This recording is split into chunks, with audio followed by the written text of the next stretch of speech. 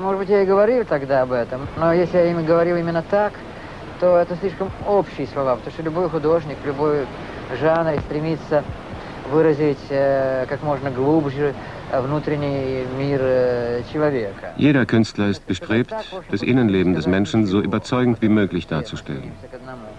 Danach streben wir alle.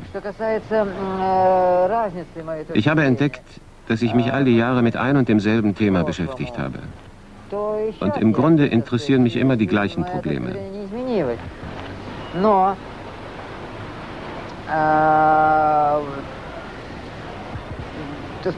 Совершенно не изменилось. Более того, я вдруг неожиданно для себя обнаружил, что все эти годы я занимался одним и тем же.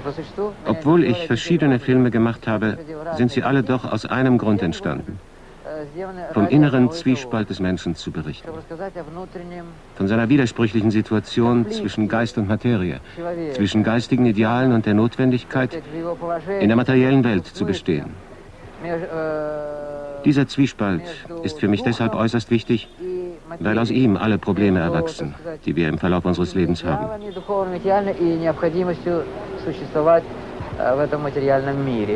То есть вот этот конфликт для меня является самым главным, потому что он рождает все уровни проблем, которые мы имеем вот в процессе нашей жизни общественной сейчас.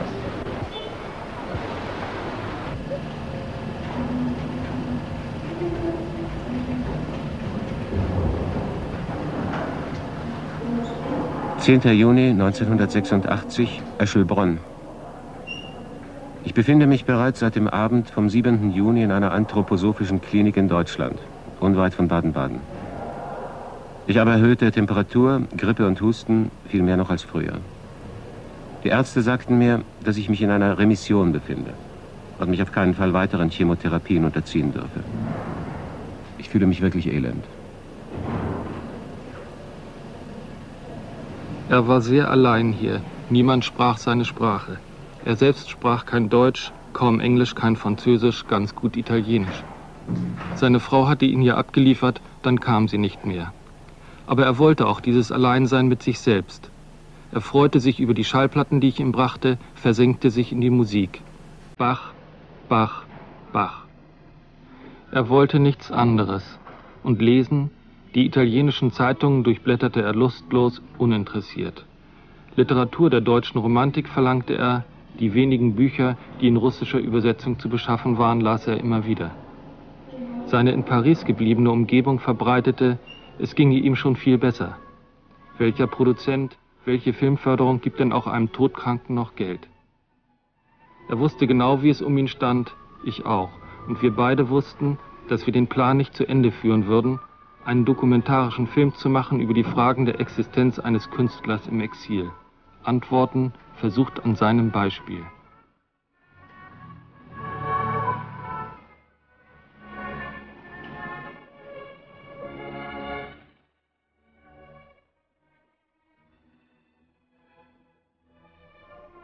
Angefangen hatte es mit Sehnsucht. Mit der Sehnsucht nach Italien und nach allem, was er an Gefühlen mit diesem Land verband. Mit dem Wunsch, endlich wieder Filme machen zu dürfen. Mit dem Gedanken, endlich ein bisschen Geld verdienen zu können. Seine Moskauer Tagebücher sind voll von Aufzeichnungen darüber, wem er wie viel schuldet und wie schrecklich er sich dabei fühlt. Er, der die für ihn schönsten Jahre seines Lebens als junger Landvermesser in der Natur verbrachte, suchte ein Land voller Mythen, magischer Orte und Landschaften. Er suchte es mit romantischer Seele.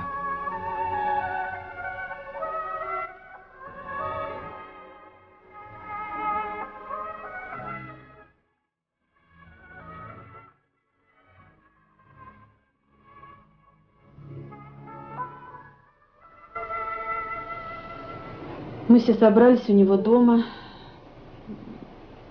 на Мосфильмовской улице. Wir waren alle bei ihm zu Hause versammelt auf der Mosfilmstraße.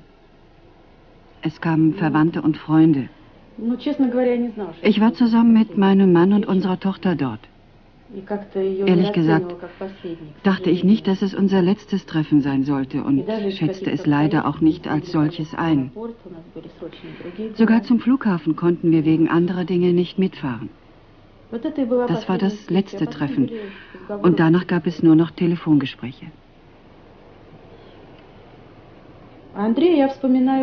Ich erinnere mich, dass Andrei an jenem Tag sehr auf seine Arbeit eingestimmt war. Er fuhr weg, um zu arbeiten. Er war etwas besorgt um das Drehbuch zur Nostalgia und über die Verhältnisse, die auf ihn in Italien warteten. Ich hatte den Eindruck, es handelte sich hier um einen Menschen, der lediglich wegfährt, um gut zu arbeiten, aber keinesfalls um jemanden, der von seiner Heimat und uns allen für immer Abschied nahm. Своей родиной и со всеми нами насовсем. Вот.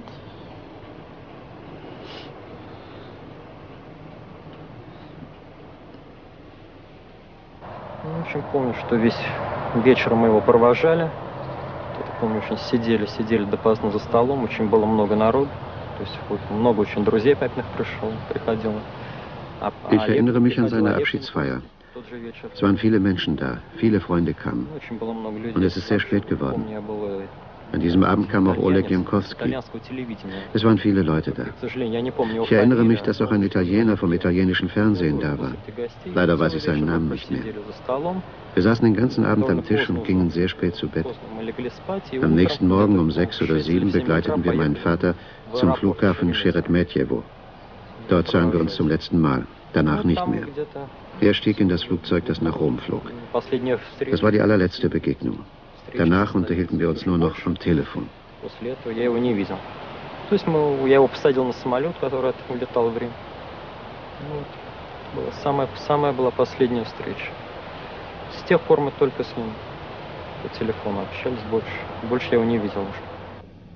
Auf die erste Seite des ersten seiner italienischen Tagebücher hatte er dieses Schiff geklebt. Mit Segeln voller Wind nur in eine Richtung, voraus. Weg von der Drangsal, in der er seine Idee nicht verwirklichen durfte. 5 Filme nur in 20 Jahren. Überall hochgelobt, internationale Preise, nur im eigenen Land, das ihm so viel bedeutete, behindert und geschmäht. Da wollte er raus. Genehmigt wurde ihm die Zeit seiner Regie eines Films in italienisch-sowjetischer Koproduktion.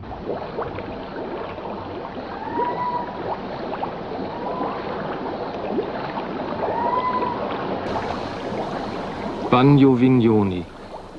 Ein mittelalterliches Bad auf einem toskanischen Hügel.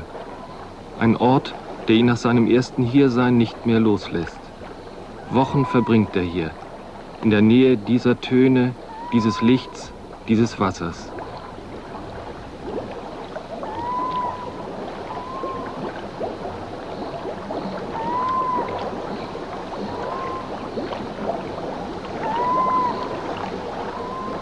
Er wird diesen Ort zum Mittelpunkt seines Films machen.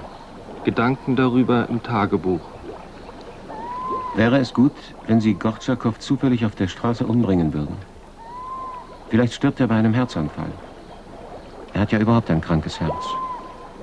Wir überlegen gerade, was wir im Film lassen sollen. Die Verrückten mit dem Pferd, die Madonna del Parto, Bagno Vignoni zusammen mit der Krankheit, dem Traum, dem Menschen auf dem Fahrrad. Der Beginn im Hotel, Bagno Vignoni, nur ein Bassin, ziemlich verwahrlost, intim, provinziell. Alles spielt sich im Hotel beim Bassin ab. Das heißt, man müsste die Atmosphäre dieser Städte mit allen Einzelheiten ausarbeiten.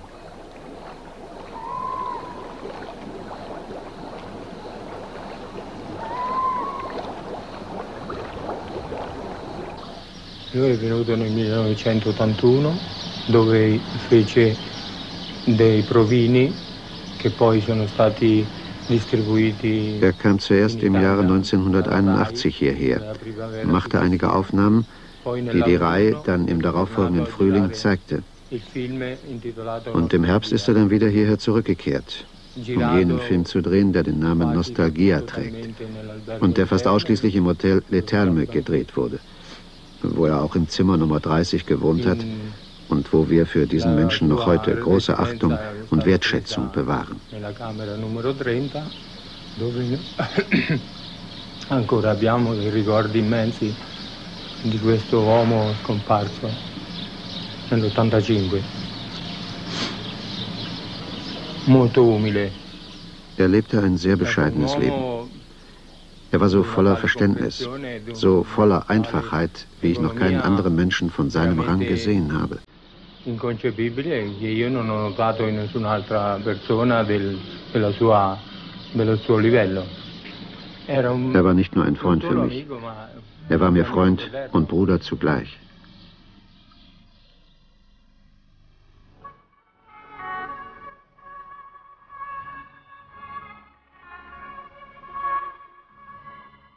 In seinen Landschaften in Italien, an seinen Orten, macht er Fotos mit einer Sofortbildkamera.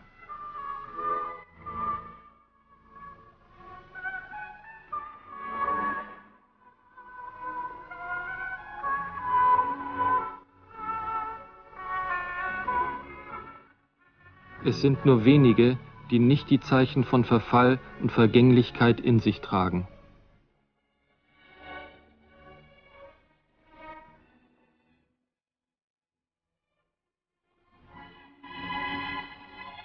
Was ist überhaupt Kunst? Das Gute oder das Böse? Kommt sie von Gott oder vom Teufel? Aus der Kraft des Menschen oder aus seiner Schwachheit? Ist sie vielleicht ein Unterpfand für menschliche Gemeinschaft und ein Bild sozialer Harmonie? Besteht darin etwa ihre Funktion?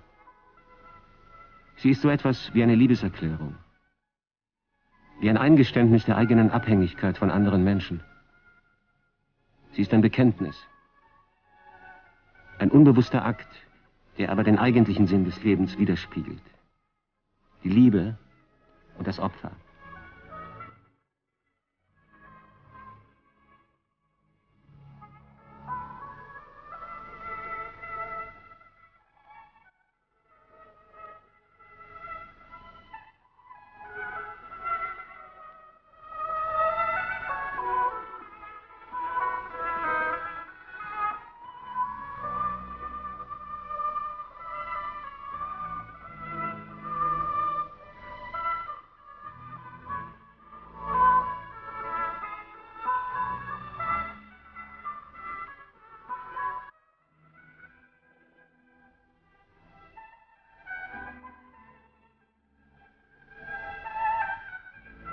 Die Menschheit hat außer dem künstlerischen Bild nichts uneigennützig erfunden.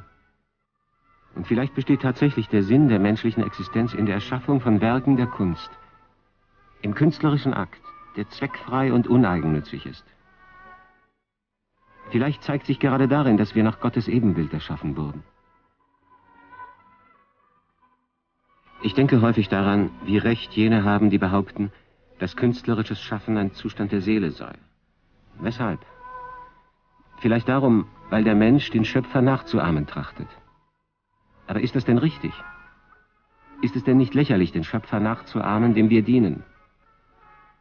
Unsere Schuld vor dem Schöpfer ist, dass wir die uns gegebene Freiheit gebrauchen, um mit dem Bösen in uns zu kämpfen, um alle Hindernisse auf dem Weg zu unserem Herrn zu überwinden, um geistig zu wachsen und mit allem Niedrigen in uns fertig zu werden. Gott, steh mir bei. Schicke mir einen Lehrer.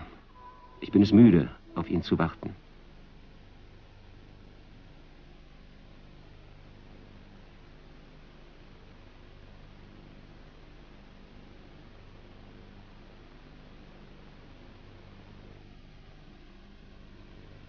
Ich trachtete danach, dass das Drehbuch von Nostalgia nichts Überflüssiges und Nebensächliches mehr enthielt, das mich bei meiner Hauptaufgabe hätte stören können, den Zustand eines Menschen wiederzugeben, der in tiefen Widerspruch zur Welt und zu sich selbst gerät, der unfähig ist, ein Gleichgewicht zwischen der Realität und der erwünschten Harmonie zu finden, der also jene Nostalgie erlebt, die nicht nur seiner geografischen Ferne von der Heimat, sondern auch einer globalen Trauer um das ganzheitliche Sein entspringt.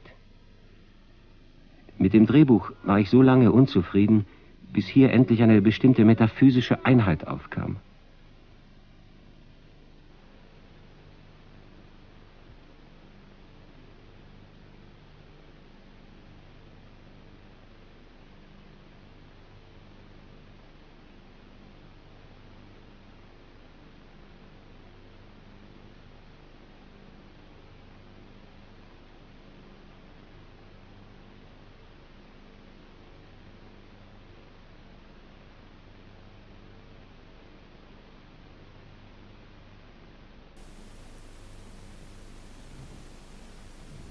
Wo bin ich, wenn ich nicht in der Wirklichkeit bin und auch nicht in meiner Fantasie?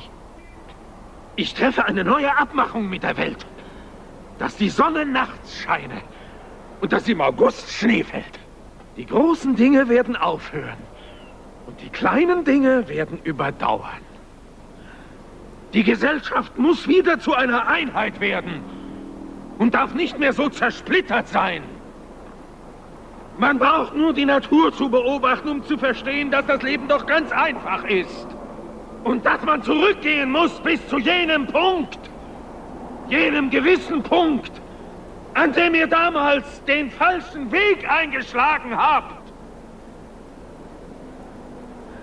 Wir müssen zurückkehren zu den wichtigsten Prinzipien des Lebens, ohne das Wasser zu verschmutzen.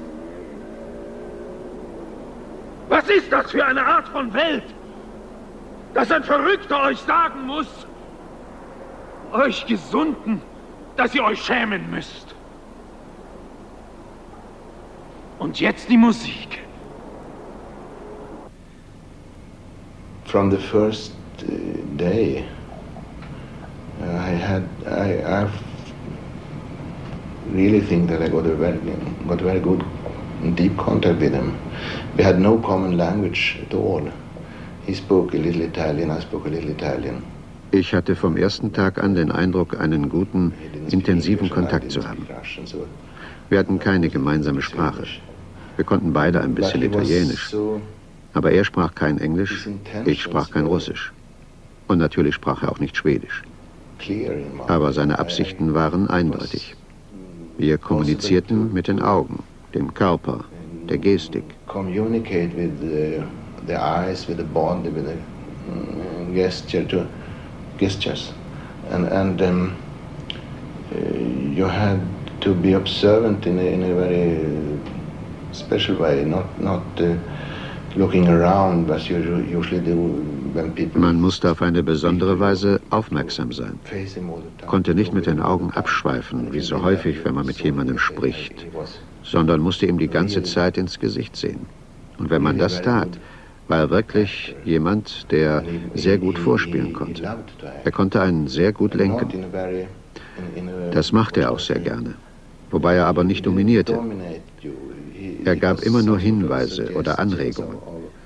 Er steckte einen Rahmen für den Schauspieler ab, in dem dieser sich frei bewegen konnte. Denn auf diese Weise wurde man inspiriert. You felt free, because he gave you some very good inspiration in that way. Acting was not easy for me together with him in the first film, because Das Spielen war für mich in unserem ersten gemeinsamen Film nicht einfach, weil ich den Charakter überzeichnete. Ich war daran gewöhnt, so viel wie möglich von dem Charakter zum Ausdruck zu bringen. Er wollte aber nicht so viel Ausdruck, er wollte die Geheimnisse wahren, vieles dem Publikum überlassen. Er wollte das Publikum anregen und neugierig machen, nicht zu viel von dem Charakter oder der Situation preisgeben. React before the audience, to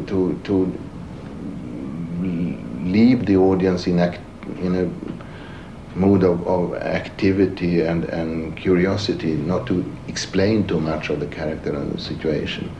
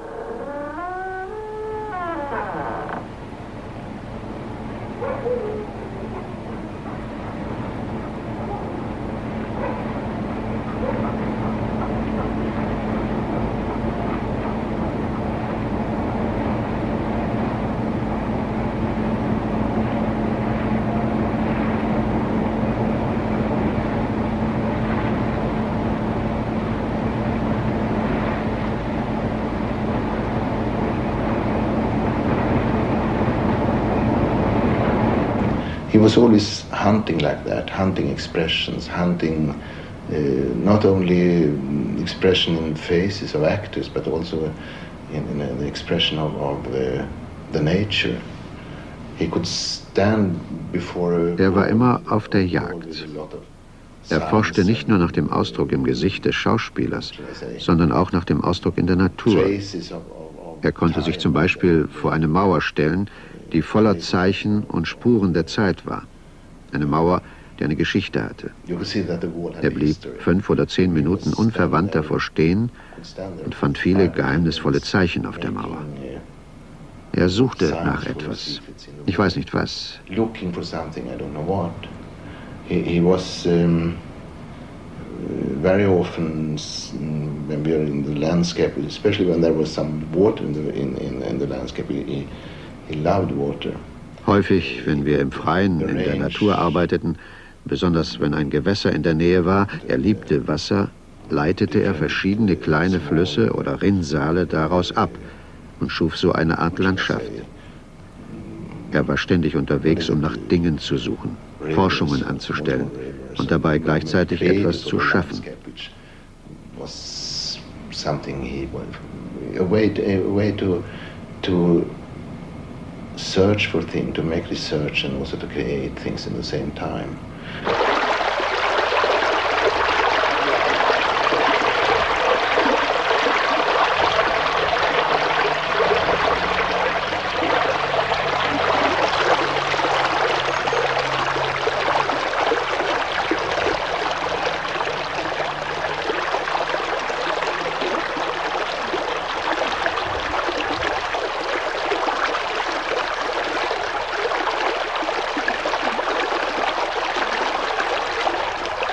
Als ich zum ersten Mal das Material des abgedrehten Films sah, war ich von der Dunkelheit der Bilder überrascht.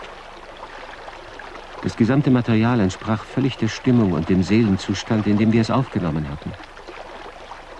Eine solche Aufgabe hatte ich mir aber gar nicht gestellt. Doch es ist für mich sehr symptomatisch, dass die Kamera unabhängig von meinen konkret geplanten Absichten vor allem auf meinen inneren Zustand während der Dreharbeiten reagierte. Also auf die quälend lange Trennung von meiner Familie, das Fehlen der gewohnten Lebensbedingungen, die für mich neue Produktionsweise und nicht zuletzt auf die fremde Sprache. Ich war überrascht und erfreut zugleich, weil das jetzt erstmals vor mir über die Leinwand flimmernde Resultat bewies, dass meine Vorstellung, mit filmkünstlerischen Mitteln einen Abdruck der menschlichen Seele, einer einmaligen menschlichen Erfahrung erreichen zu können, keinesfalls nur eine Ausgeburt müßiger Gedanken, sondern unbestreitbare Realität ist.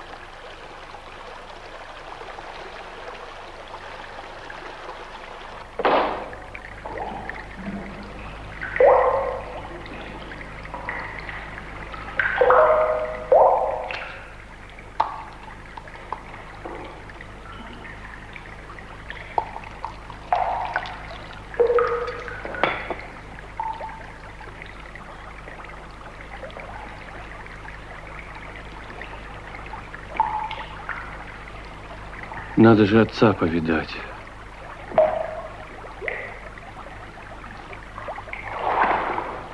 У меня там в шкафу пиджак. 3 года уже висит.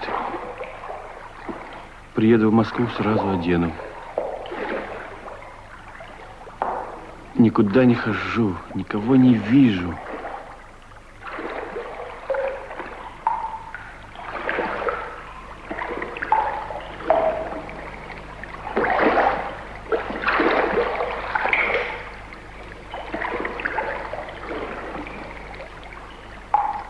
Я учился траве, раскрывая тетрадь, и трава начинала, как флейта, звучать.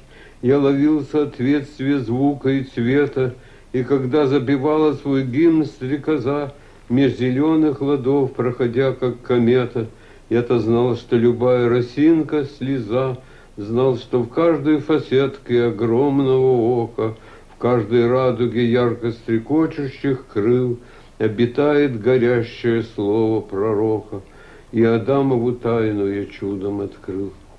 Я любил свой мучительный труд, эту кладку, слов, скрепленных их собственным светом, загадку смутных чувств и простую разгадку ума.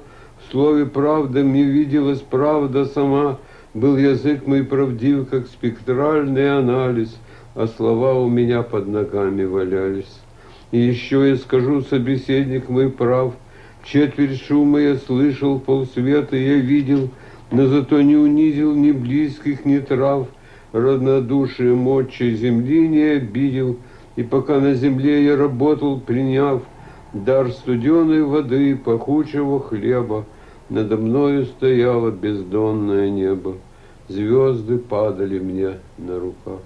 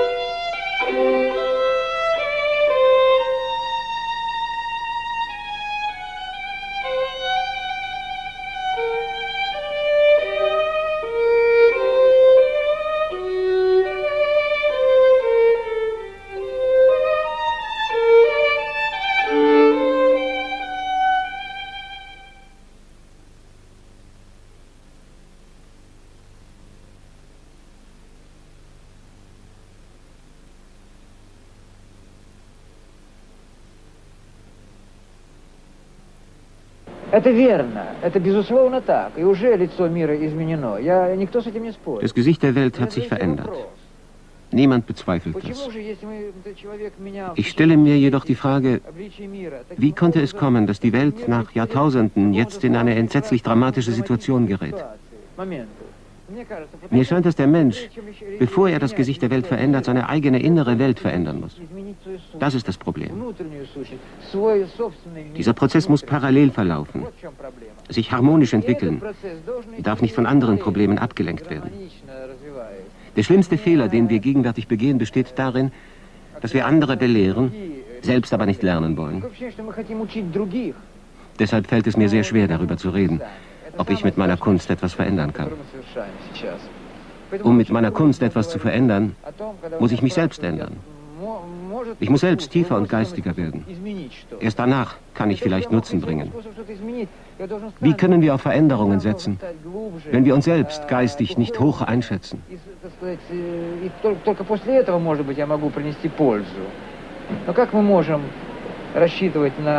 Какие-то изменения, если мы сами не чувствуем себя достаточно духовно высокими.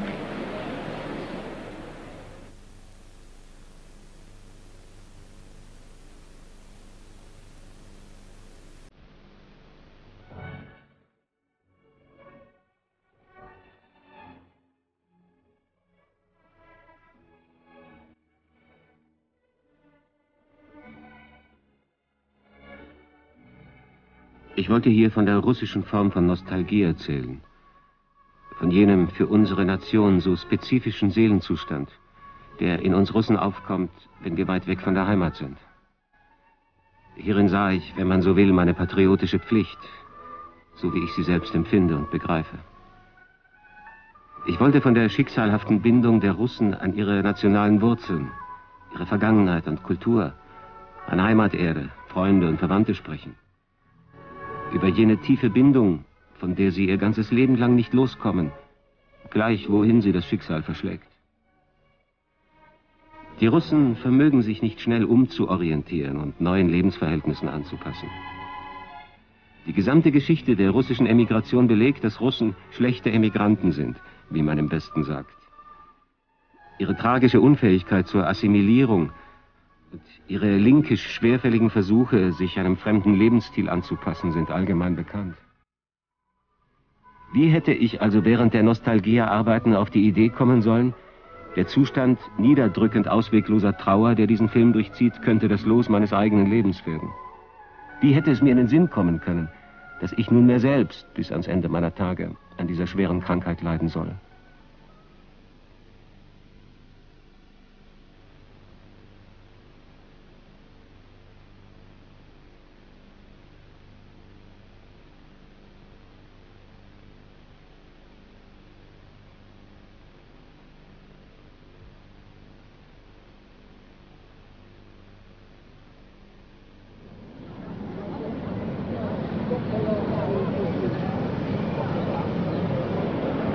Внутренние? Ну, конечно. Безусловно, возникли. И если я скажу, что совершенно неожиданно для меня самого... Beim Drehen dieses Films wurde mir bewusst, dass ich hier endlich etwas ausdrücken konnte, was ich in meinen früheren Filmen niemals so gemacht hatte. Dabei bin ich sehr weit in mich selbst vorgedrungen. Mir wurde dabei klar, dass der Film auf ganz ungewöhnliche Weise befähigt ist, das Innenleben eines Autors sichtbar zu machen.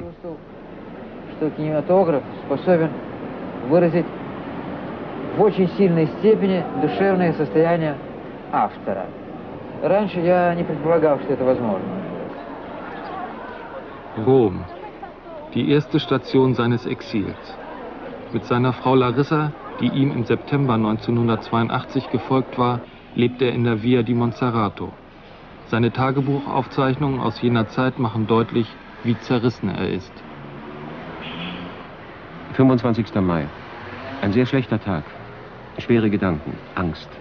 Ich bin verloren. Ich kann nicht in Russland leben und hier kann ich auch nicht leben. 26. Mai. Am 31. muss ich nach Mailand fliegen, um mich mit Abbado zu treffen. Man hat aus Berlin angerufen. Jemand will Hoffmanniana verfilmen. Ich habe $50.000 Cash verlangt. Ist das nicht zu wenig? In Moskau werden Gerüchte verbreitet, dass ich in Cannes eine Niederlage erlitten habe. Das sind die letzten Tropfen. Das schwöre ich bei Gott. 27. Mai. Larissa und ich haben mit Moskau gesprochen. Überall werden Gerüchte verbreitet. Über Cannes, wo ich angeblich durchgefallen bin. Böswillige Hetzerei. 30. Mai. Franco hat angerufen und uns mitgeteilt, dass es mit der Wohnung auf dem Land nichts wird. Wieder bleiben wir ohne Dach über dem Kopf. Wir wissen einfach nicht, was tun. 2. Juni. Bin heute aus Mailand zurückgekehrt. Völlig erschöpft. Habe mich mit Abbado getroffen. Wir hatten ein paar gute Einfälle gehabt. Aber ich bin müde, total erschöpft. Wir haben keine Wohnung. Wir müssen arbeiten, irgendetwas entscheiden. Irgendwie handeln. Aber ich tue nichts. Ich warte auf irgendetwas.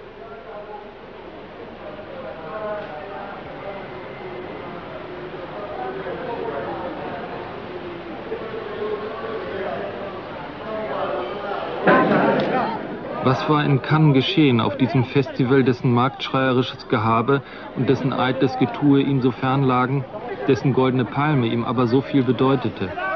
In seinem Tagebuch schreibt er: Ich habe mich noch nicht so weit fassen können, um Worte zu finden für das, was dort geschehen ist. Alles war furchtbar. Und die Einzelheiten kann man aus der Presse erfahren, die sehr viel über das Festival geschrieben hat. Ich besitze viele dieser Presseberichte. Sehr müde. Der Film hat großen Eindruck gemacht und ist mit 3 Preisen ausgezeichnet worden. Man hat mich beglückwünscht. Bondarchuk war die ganze Zeit gegen meinen Film. Man hatte ihn speziell nach Cannes entsandt, um meinen Film zu diskreditieren, obgleich alle Kinofunktionäre, die aus der Sowjetunion angereist waren, mir versichert hatten, dass Bondarchuk zumindest loyal sein würde. Sie redeten so viel darüber, dass mir klar wurde, dass sie ihn absichtlich nach Cannes geschickt hatten, um mich zu schädigen, damit ich nicht den Preis erhielt, der meine Chancen im Ausland zu arbeiten erhöht hätte. Besonderen Schaden richteten bei dieser Gelegenheit Bondarchuk und auch Bresson an. Der erklärte, er wolle entweder die Goldene Palme oder gar nichts. Ich musste auf einer Pressekonferenz dasselbe erklären, damit unsere Chancen vor der Jury gleich stünden. Dass gerade Bresson, den er wie kaum einen anderen schätzte, hier zu seinem Konkurrenten wurde, dass beide dann den Hauptpreis nicht bekamen und mit einem schnell erfundenen Preis für Kreativität abgefunden wurden, berührte ihn tief. Diese Szene mit Bresson und Orson Welles als Preisverleiher gibt einiges von dieser verletzenden Enttäuschung wieder. E pour Andrei Tarkovsky pour Nostalgia.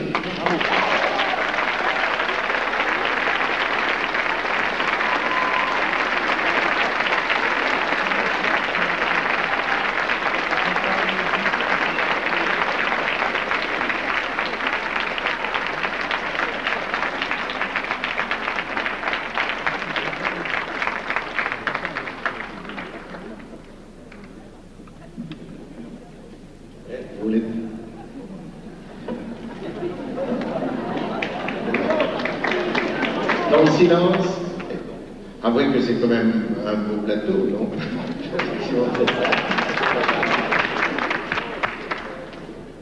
Merci beaucoup. Merci.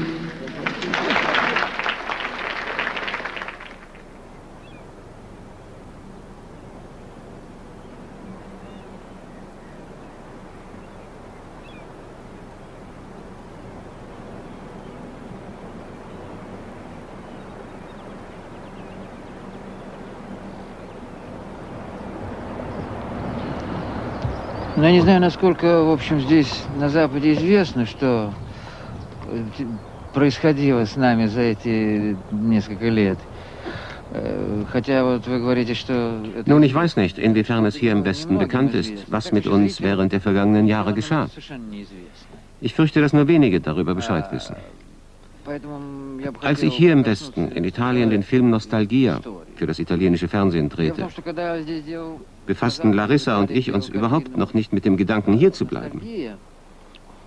Wir dachten kein einziges Mal daran, dass wir nach dieser Arbeit nicht mehr in die Sowjetunion zurückkehren würden. Unsere Führung, insbesondere Goskino, die staatliche Kinobehörde, konkreter noch eine Figur namens Jermasch, der Leiter von Goskino, tat alles, um unsere Beziehungen nicht nur zu zerstören, sondern um uns die Möglichkeit einer Rückkehr in die Heimat zu nehmen. Wir erhielten zwar die Erlaubnis, nach Cannes zu fahren, um dort als Vertreter der Sowjetunion am Filmfestival teilzunehmen. Doch für die Jury sandte man von sowjetischer Seite den Regisseur Bondarchuk. Das geschah nicht auf Wunsch des Direktors der Filmfestspiele in Cannes. Jedoch die sowjetische Seite bestand darauf, weil sie bei dem Festival 1983 nicht vertreten war.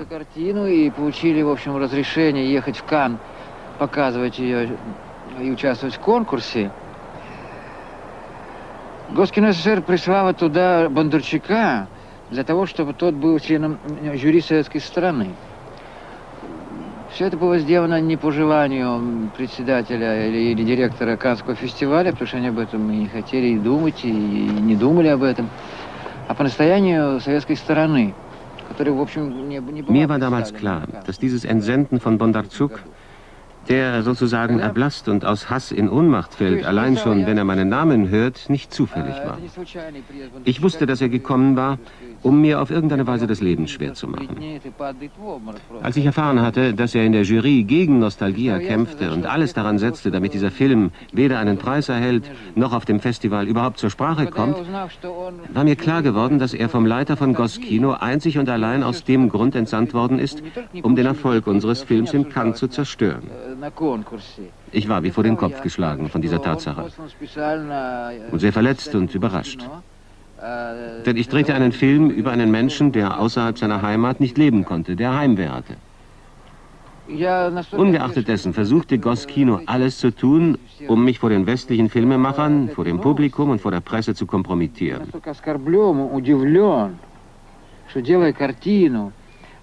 Damals hatte ich begriffen, dass man mich nach meiner Rückkehr in die Sowjetunion nicht nur loben, sondern für immer ohne Arbeit lassen würde. Dort ohne Arbeit zu sein, daran hatte ich mich bereits gewöhnen müssen. Тогда я написал, я понял, что когда я приеду в Советский Союз, то меня не только похвалят за мою картину, но я боюсь, что ее оставят на работу, без работы навсегда. Но дело даже не в том, я привык сидеть без работы.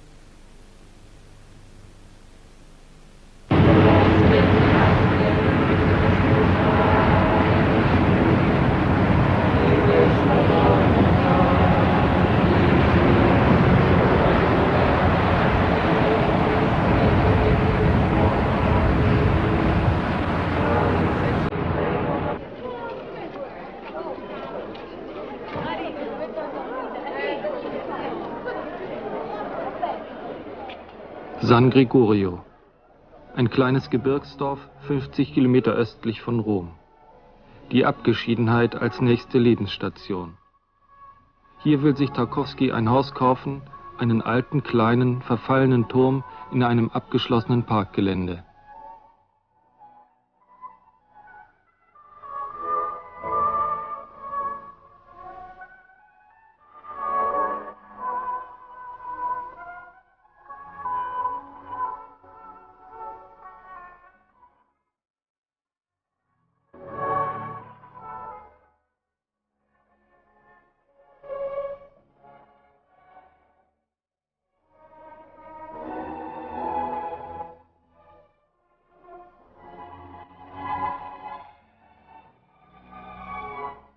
6. Juni 83. Die Wohnung ist sehr eng und ärmlich. Die Küche ist winzig.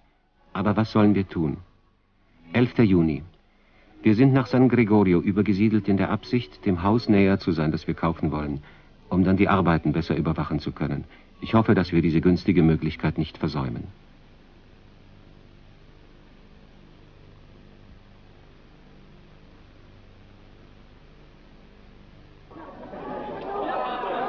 »12. 12. Juni. Lara und ich sind in diesen Tagen sehr müde und fühlen uns sehr schlecht. 3 Tage lang wurden wir mit dem Auspacken von all den Kisten und Koffern nicht fertig. Morgen müssen wir die letzte Anstrengung machen. Gott möge uns helfen und uns die nötige Kraft geben.«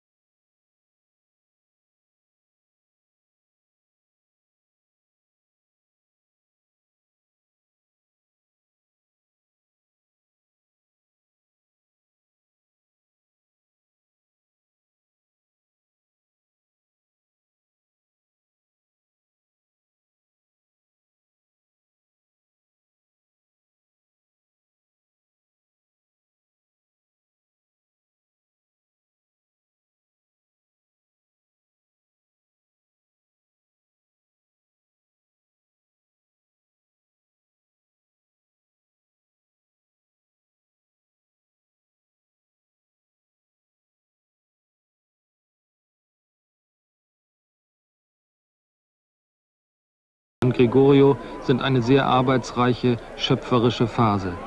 In Cannes hatte er vom schwedischen Filminstitut ein Angebot bekommen, einen alten Drehbuchentwurf mit dem Titel »Die Hexe« umzuschreiben. Der geplante Film soll jetzt »Opfer« heißen. Er ist voller Ideen. Hamlet, der heilige Antonius, E.T.A. Hoffmann. Er will das Versäumte der letzten Jahre nachholen. Und auch hier, wie immer, drücken Geldsorgen. Mit dem Umbau des kleinen Turms wird es nichts.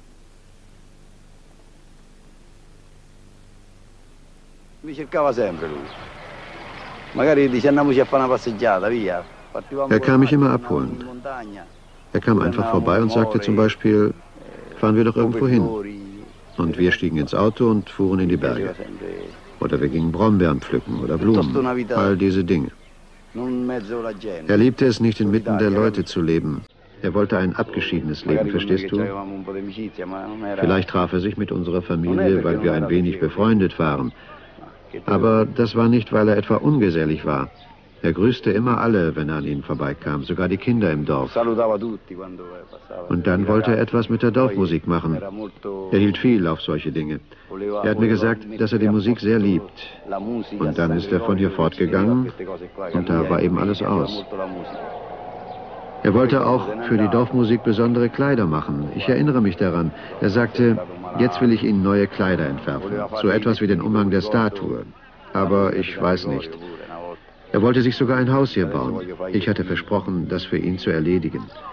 Es sollte ein ganz kleines Haus sein.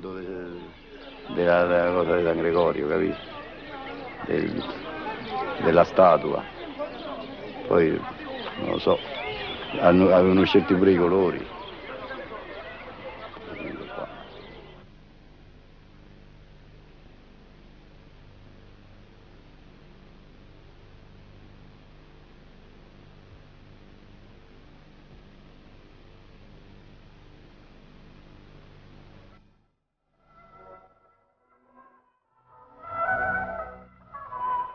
Wie gern möchte man sich zuweilen ausruhen, sich irgendeiner anderen Auffassung vom Sinn der menschlichen Existenz zuwenden.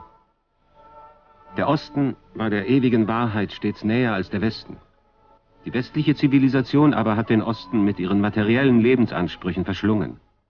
Der Westen schreit, hier, das bin ich, schaut auf mich, hört, wie ich zu leiden und zu lieben verstehe, wie unglücklich und glücklich ich sein kann, ich.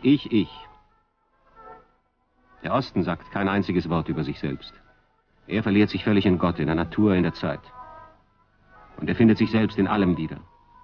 Er vermag alles in sich selbst zu entdecken.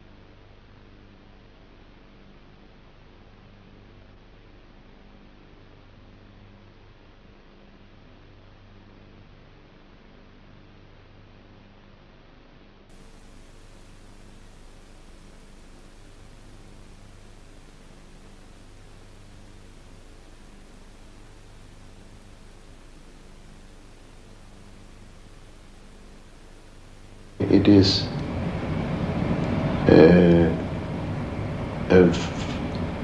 foreigner very close to me. It is a man who in every moment had some sort of ambition to create the world again and again. Ein Fremder, der mir sehr nahe steht. Ein Mann, der unaufhörlich von dem Wunsch beseelt war, die Welt zu schaffen, der immer kreativ war, der den Regen, die Wolken, den Ausdruck auf den Gesichtern der Menschen, der dauernd neue Dinge schaffen wollte.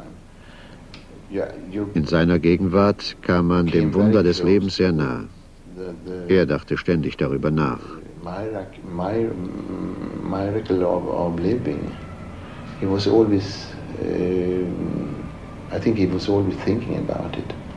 And in the same time he was joking, laughing, playing, a lot of coquetry. He liked himself. Und gleichzeitig machte er Witze, lachte, trieb seine Spiele. Es war viel Koketterie an ihm. Er mochte sich selbst, seinen Körper, sein Gesicht. Er wusste sehr gut, wie er sich selbst in der Landschaft ausdrücken konnte, denn er war ein sehr offener Mensch, naiv wie viele Künstler. Er war ein wirklich künstlerischer und paradoxer Mensch in dem Sinne, dass er offen und geheimnisvoll, ernst und spielerisch sein konnte. Er hatte eine besondere Zärtlichkeit, konnte einen auf eine angenehme Art körperlich berühren.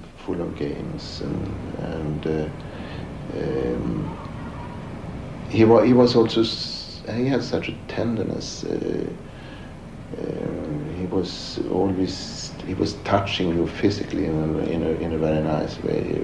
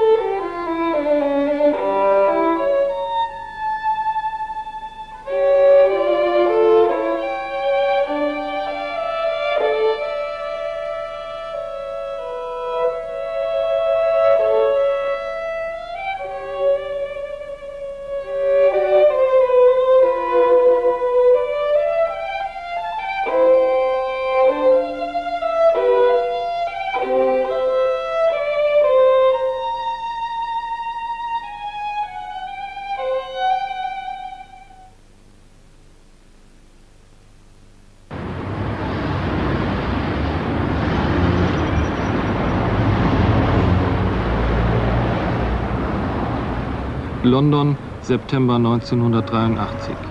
Königliche Oper Covent Garden. Claudio Abbado war mit der Bitte zu ihm gekommen, Mussorgskis Oper Boris Godunow zu inszenieren. Er hat das gern gemacht. Es blieben nur Fotos, der geplante Film kam nicht zustande.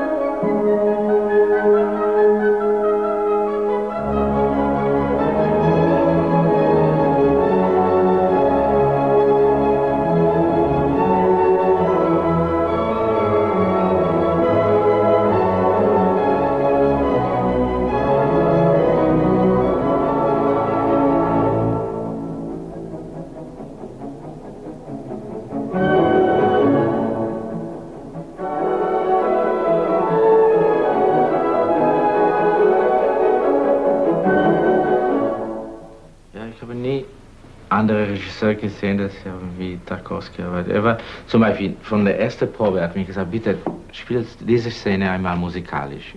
Er hat nicht angefangen zu sagen, muss so und so und so. Ich habe gesagt, bei welcher Position? Nein, ich möchte einmal hören. So, wir haben musikalisch gemacht. Dann hat er angefangen, ganz langsam zu sagen, so und so, so. Und am nächsten Tag hat er ganz anderes gemacht. Immer korrigieren, immer besser, immer. Hat fast alles improvisiert. Aber immer mit einer ganz deutlichen Idee. Wir haben natürlich zusammen sehr lang gesprochen. Und manchmal hat eine geniale Idee, wie zum Beispiel diese Idee von Boris, der schläft in der Russland-Mappe, ne?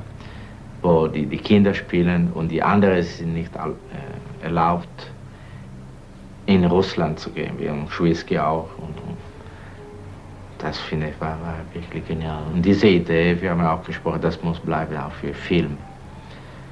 Oder andere Idee, zum Beispiel in der zweiten Szene mit Pimen und Dimitri. Es ist immer sehr schön musikalisch, aber langweilig, weil es passt überhaupt nicht. Es sind nur zwei Leute, die reden oder singen. Und er hat etwas unglaublich schön gemacht. Und ich habe mich vom Anfang gesagt, schau, das ist die gefährliche Szene. Du musst etwas finden. Ne? Und er hat für Tage überlegt und dann hat er etwas gefunden. Das ist schade, es ist kein Film in diesem Moment. Er hat ganz langsam in den Dunkel gemacht mit Leuten, sie haben auf der Bühne ganz kleine Bewegungen. Und das Publikum hat nicht verstanden, was ist, was. Und dann plötzlich, wann Pimen erzählt, der Zar hat alle getötet, sind alle gestorben. Dann langsam kommt das Licht und man sieht alle Körper, alle gestorben mit Blut und Weiß und dann man sieht der kleine Dimitri, das war auch gestorben. Und das finde ich genial. Diese Idee, das war der Mann. Und dann hat wirklich immer jedes Moment mir gefragt, aber geht das mit Musik? Ist in Ordnung mit Musik? Weil war immer mit einem großen Respekt für Musik, wie leider selten findet ein Regisseur mit Oper.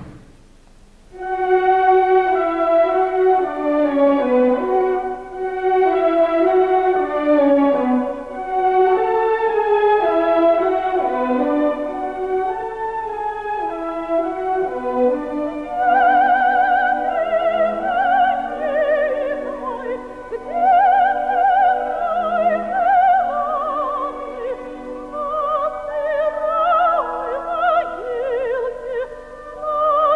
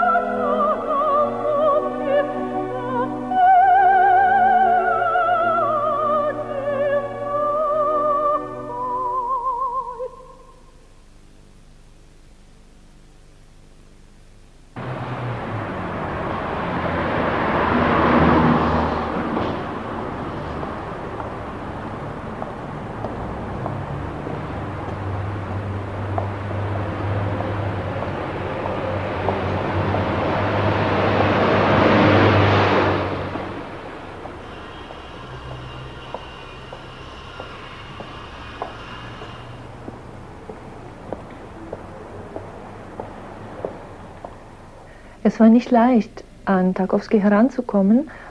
Und ich musste über verschiedene Umwege, über irgendwelche Assistenten von ihm, ich führte lange Telefongespräche. Und schlussendlich kam dann die Bedingung, Tarkowski wolle Geld, er wolle das Interview nicht umsonst geben.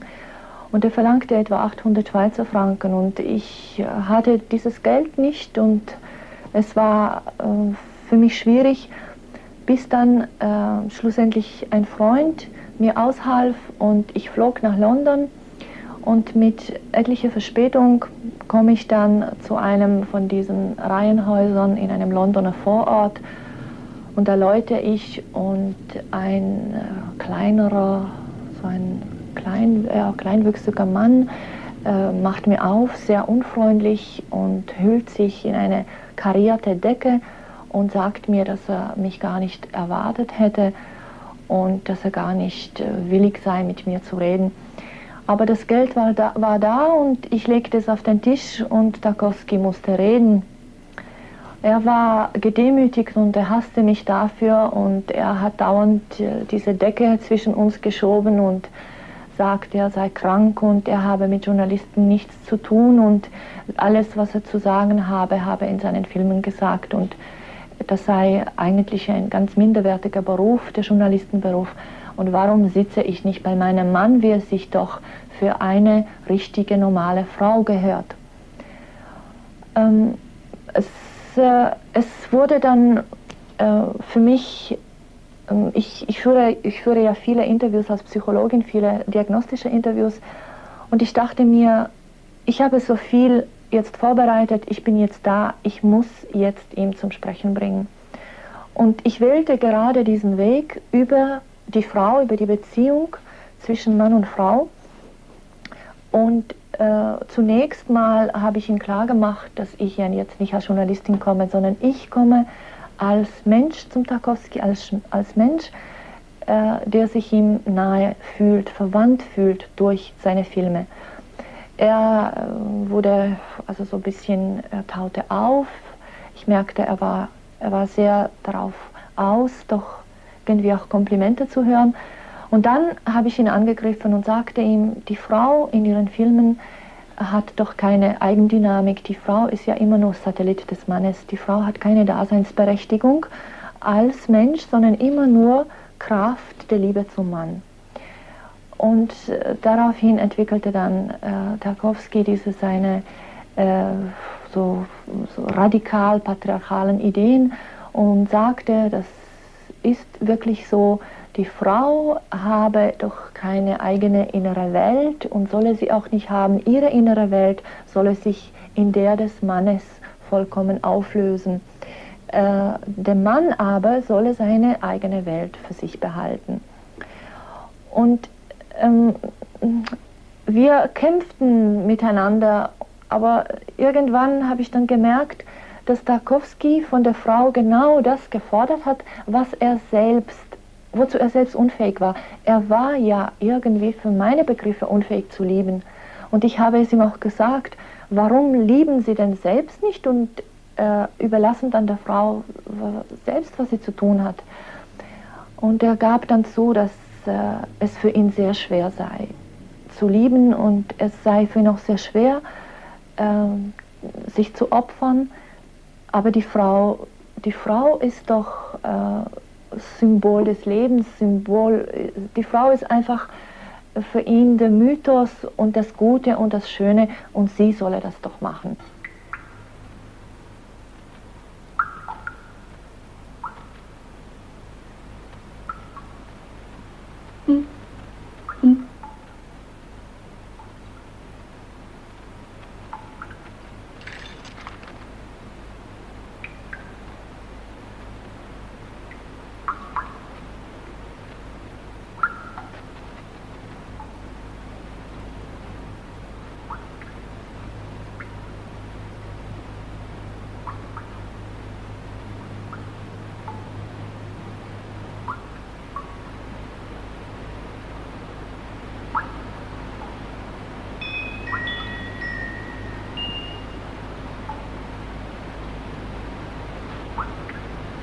Andrei,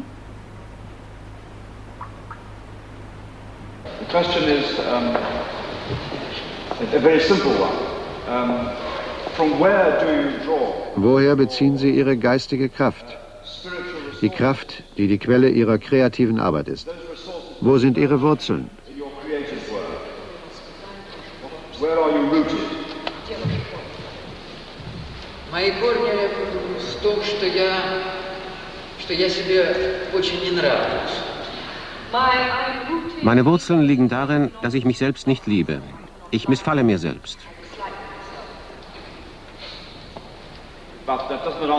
Aber das beantwortet nicht meine Frage. Я в этом черпаю те духовные силы, которые заставляют меня обратить внимание на другое. Das ist mein Ausgangspunkt, der mich dazu treibt, anderen Dingen Beachtung zu schenken. Это помогает мне как-то уходить от самого себя. Das ermöglicht mir, Schritte von mir wegzumachen. Короче говоря, искать силы не столько в самом себе, сколько в том, что меня окружает. Es gestattet mir, nicht in mir selbst Kraft zu suchen und zu finden, sondern in dem, was um mich herum und über mir ist.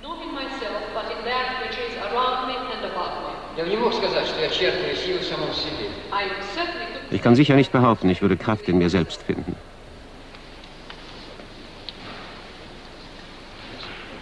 One more question.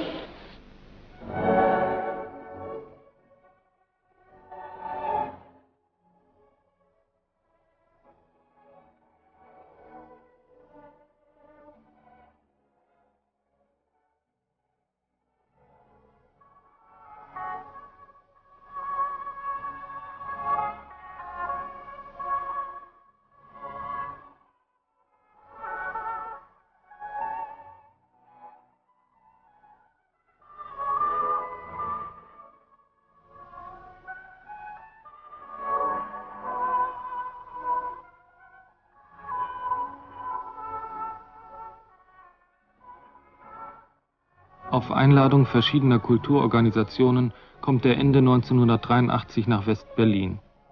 Er hält Vorträge, stellt sich Diskussionen. Er wohnt in Glienicke, draußen vor der Stadt, die ihm fremd bleibt. Berlin ist eine völlig zerstörte Stadt. Einige Gebäude sind erhalten geblieben, das wissen wir. Es ist eine furchtbar zerstörte Stadt. Und sie wurde nicht wieder aufgebaut. Nur die Wohnungen wurden in Ordnung gebracht und neue Häuser wurden gebaut. Ich empfinde die Stadt als sehr niederdrückend. Das ist natürlich nicht das Berlin, das es früher einmal war. Dieses Berlin ist völlig neu. Und deshalb liegt die ganze Zeit so ein Gefühl in der Luft, als ob hier der Krieg noch nicht beendet wäre. Solch eine Empfindung. Ich weiß nicht, ein psychologisches Klima. So, als ob hier der Krieg noch nicht beendet wäre.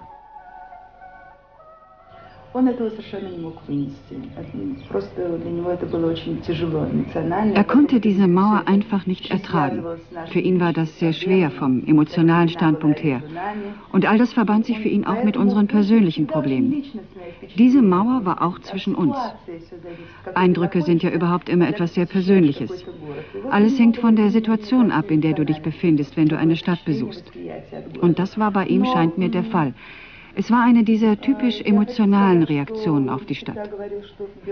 Außerdem möchte ich noch sagen, dass er stets behauptete, Berlin hätte ein sehr schweres Feld, dass er darin noch das ganze Nachkriegselend, die ganze damalige Armseligkeit der Nation, diese ganze Nachkriegsatmosphäre spüre. Er fühlte das alles und er sagte immer, ich fühle es förmlich mit meiner Haut, und das machte ihm schwer zu schaffen.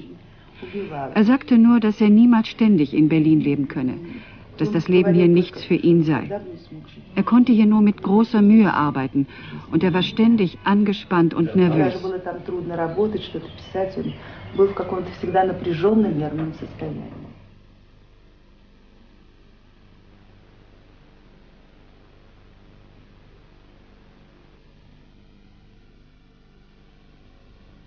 Er macht sich die Stadt dadurch erträglich, dass er häufig in ihre Museen geht, nach Dahlem, ins Schloss Charlottenburg.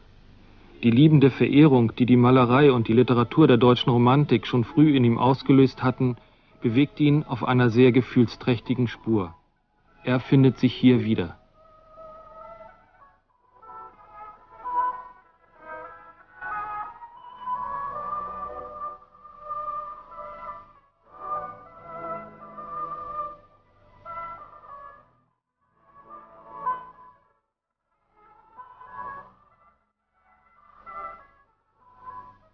Schon in Moskau hat er ein Drehbuch über E.T.A. Hoffmann geschrieben. Hier im Schloss Charlottenburg will er diese Hoffmannianer drehen. Auf Spaziergängen legt er bereits die Drehorte fest.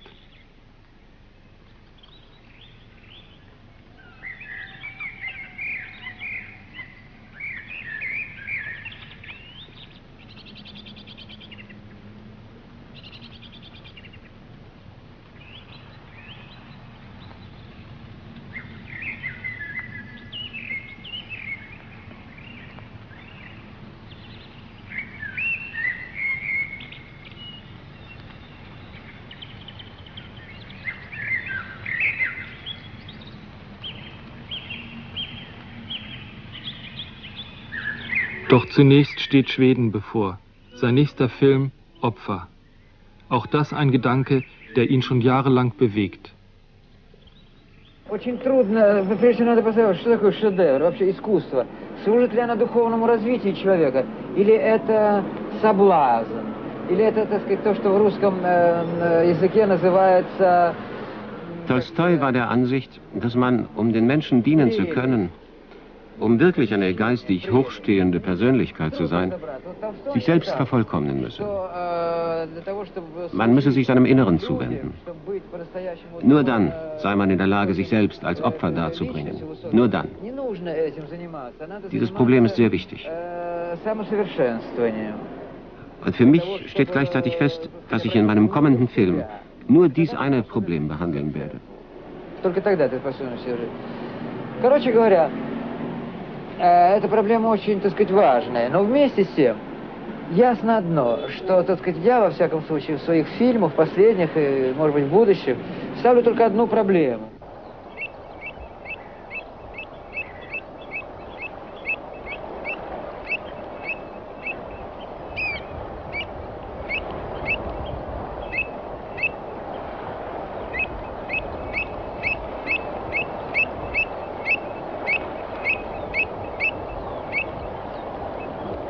Als Drehort seines Films bestimmt er Gotland, eine Insel möglichst nahe an Russland, eine Landschaft, die jener gleicht, die hinter dem Horizont liegt. In dem Film wird es darum gehen, wenn wir nicht wie Parasiten am Körper der Gesellschaft leben wollen, genährt von den Früchten der Demokratie, wenn wir nicht zu Konformisten und Konsumidioten werden wollen, so müssen wir auf vieles verzichten. Und wir müssen bei uns selbst anfangen. Wir sind schnell bei der Hand damit, anderen die Schuld zuzuschieben, der Gesellschaft, unseren Freunden, nur nicht uns selbst. Im Gegenteil, besonders gern belehren wir andere, halten Vorträge darüber, wie man sich verhalten soll, wollen Propheten sein und haben doch kein Recht dazu, weil wir uns am wenigsten um uns selbst kümmern und unsere eigenen Ratschläge nicht befolgen. Es ist ein dramatisches Missverständnis, wenn man sagt, das ist ein guter Mensch. Denn was ist das heute, ein guter Mensch? Erst wenn man bereit ist, sich selbst zu opfern, kann man beanspruchen, den allgemeinen Lebensprozess zu beeinflussen. Anders geht das nicht. Der Preis ist in der Regel unser materielles Wohlergehen.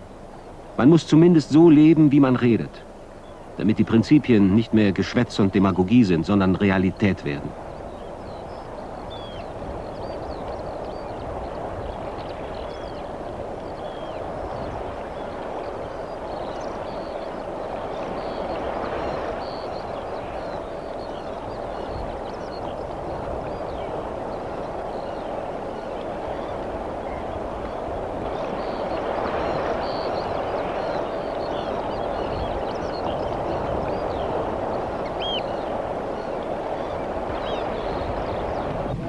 (10. Juli 1984, Palazzo Serbelloni in Mailand. Er ist aus Schweden herübergekommen, um auf einer internationalen Pressekonferenz zu erklären, dass er im Westen bleiben will. Es ist der hässlichste Augenblick meines Lebens, sagt er. Juri Lyubimov, der ihm mit Rostropowitsch zur Seite sitzt, erlebt ihn als verworren und nervös. Och den världsberömde filmregissören Andrei Tarkovsky. Tarkovsky tillsammans med sin fru Larissa meddelade att de nu beslutat lämna Sovjetunionen eftersom de sovjetiska myndigheterna gjort det omöjligt för honom att filma som han själv vill. Umständlich schildert er seine vielen Versuche, eine gütliche Vereinbarung mit den sowjetischen Filmfunktionären zu bekommen. Doch man habe ihn bruskiert, seine Briefe seien ohne Antwort geblieben. Kaltes Schweigen sei auch die Reaktion auf seine Schreiben an die Parteiführer gewesen, als er um die Ausreise seines 13-jährigen Sohnes und seiner 82-jährigen Schwiegermutter gebeten habe. Och för att få ha med sig också sin 13-årige son och svärmor när han filmar utomlands. Aus all dem musste ich am Ende erfahren, dass Sie mich hassen, sagt er. Hätten Sie mir nur einmal menschlich geantwortet, dann würde ich meine Heimat nicht verlassen. Das ist eine Tragödie für mich. Sie haben mich verstoßen. Filmer som Andrei Rublev, Solaris och Stalker har blivit världsberömda, men tillhör inte de mest lättillgängliga. Auf die Frage eines Reporters, in welches Land er denn nun gehen werde, sagt er, darüber habe er noch nicht entschieden.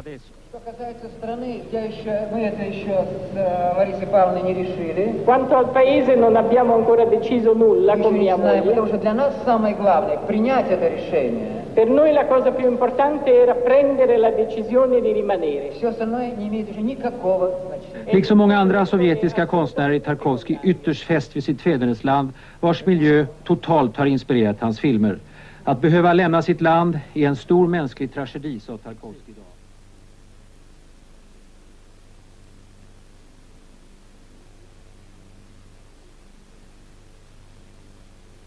Si on lui demandait pourquoi tu restes quand même ici, il pensait que... Wenn man ihn gefragt hat, warum er trotzdem hier bleibe, antwortete er, um sie zu verletzen. Sie, immer sie. Doch das sind Leute, die man nicht verletzen kann, die absolut nicht zu ändern sind. Ich glaube nicht, dass man etwas tun sollte, einfach nur aus Stolz. Der Schmerz, der ihm zugefügt wurde, der Schmerz über den Verlust der vertrauten Umgebung, in der er fast 50 Jahre gelebt hatte, stand in keinem Verhältnis zu dem Traum vom Leben im Westen. Er hat zwar so etwas wie eine gewisse Zufriedenheit gefunden, doch immer wieder sagte er mir, hier im Westen fehle eine Spiritualität im Denken. Es gäbe eine gewisse Primitivität im Denken, eine nur zu bekannte kleinbürgerliche Mentalität, die er nicht ertragen könne. Er wurde immer trauriger und sein Resümee war, dass es kein Paradies auf Erden gäbe und dass der Mensch zum Unglücklichsein geboren sei. Von Anfang an bestimmt zum Unglück, zum Leiden und zur Traurigkeit. Il a commencé à dire que l'homme est né comme malheureux. Dès le début, il est destiné à un malheur, à la souffrance et à la tristesse, quoi. Я, например, совершенно бы не смог, допустим, жить, если бы знал пророчество о собственной жизни. Ich möchte zweifellos nicht mit einer genauen Vorstellung davon leben, was das Leben noch für mich bereithält.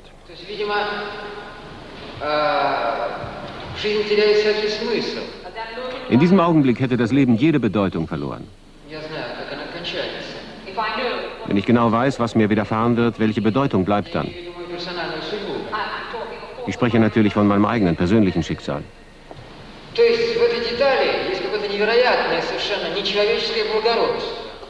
Diese Worte sind von einer Aura ungeheurer Erhabenheit umgeben,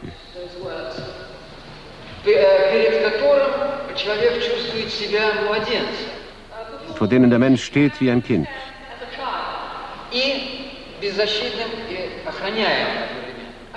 Ein Kind, das gleichzeitig verwundbar und verteidigungslos ist und trotzdem beschützt wird.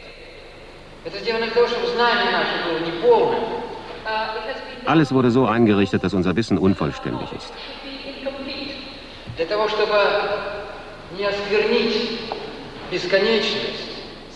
Damit wir die Ewigkeit nicht beflecken und uns eine Hoffnung gelassen wird. Denn im Nichtwissen liegt Hoffnung. Nichtwissen, darin liegt auch Erhabenheit. Wissen ist billig, gewöhnlich.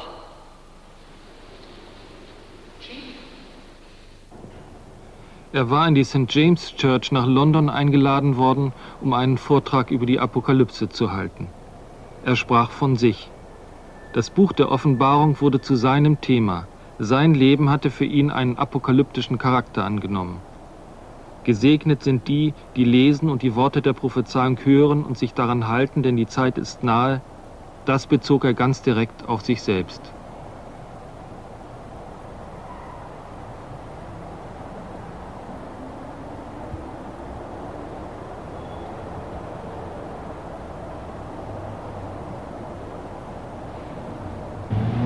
Winter 1984-85.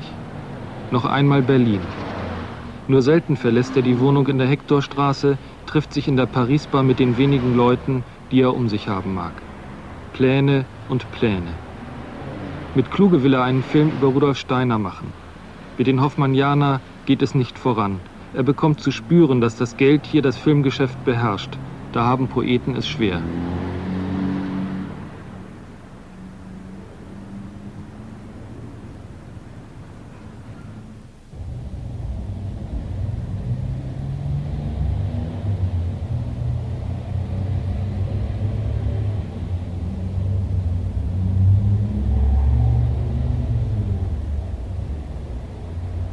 Bei Ullstein erscheint sein Buch »Die versiegelte Zeit«. Gedanken zur Kunst, zur Ästhetik und Poetik des Films, Schriften, die er weitgehend schon in Moskau verfasst hatte. Auf dem Berliner Filmfestival fühlt er sich missachtet. Er vermutet, man wolle ihn wegen der Ost-West-Festival-Geschäfte opfern. Er ist häufig niedergeschlagen, streitet sich mit seiner Frau, ist müde, zieht sich in die Isolation seiner möblierten Wohnung zurück. Noch immer das Leben aus dem Koffer. 27. Februar 1985. Berlin ist eine schreckliche Stadt. Ich muss sie so schnell wie möglich verlassen. Man hat mich auf dem Festival beleidigt, ist so mit mir umgegangen, wie man das in Moskau hätte tun können. Ich fliege am 1. Mit den Deutschen völlige Unklarheit in Bezug auf unsere deutschen Möglichkeiten.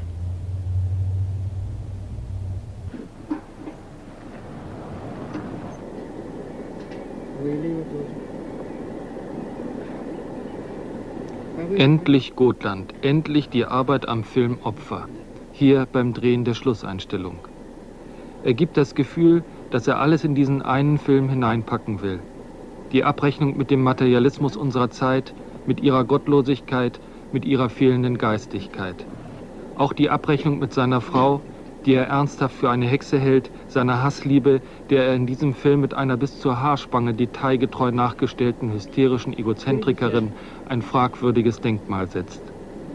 Er ist wie besessen, dabei sprunghaft in seinen Emotionen. Mal fröhlich, warm, herzlich, dann abweisend, böse. 6. März 1985. Die Schweden sind träge und lasch und interessieren sich nur für die Erfüllung irgendwelcher Formalitäten. Man muss um 8 Uhr mit den Dreharbeiten beginnen und nicht eine Minute später. Und das in der Natur. Das ist wahrscheinlich das einzige Land, wo man im Film wie Beamte irgendeiner Institution arbeitet. Von da bis dahin, ohne überhaupt daran zu denken, dass ein Film geschaffen wird. Aber wo es um Schöpferisches geht, da ist kein Platz für irgendwelche Reglementierungen. Und ebenso umgekehrt. Sie arbeiten schlecht, wirklich schlecht.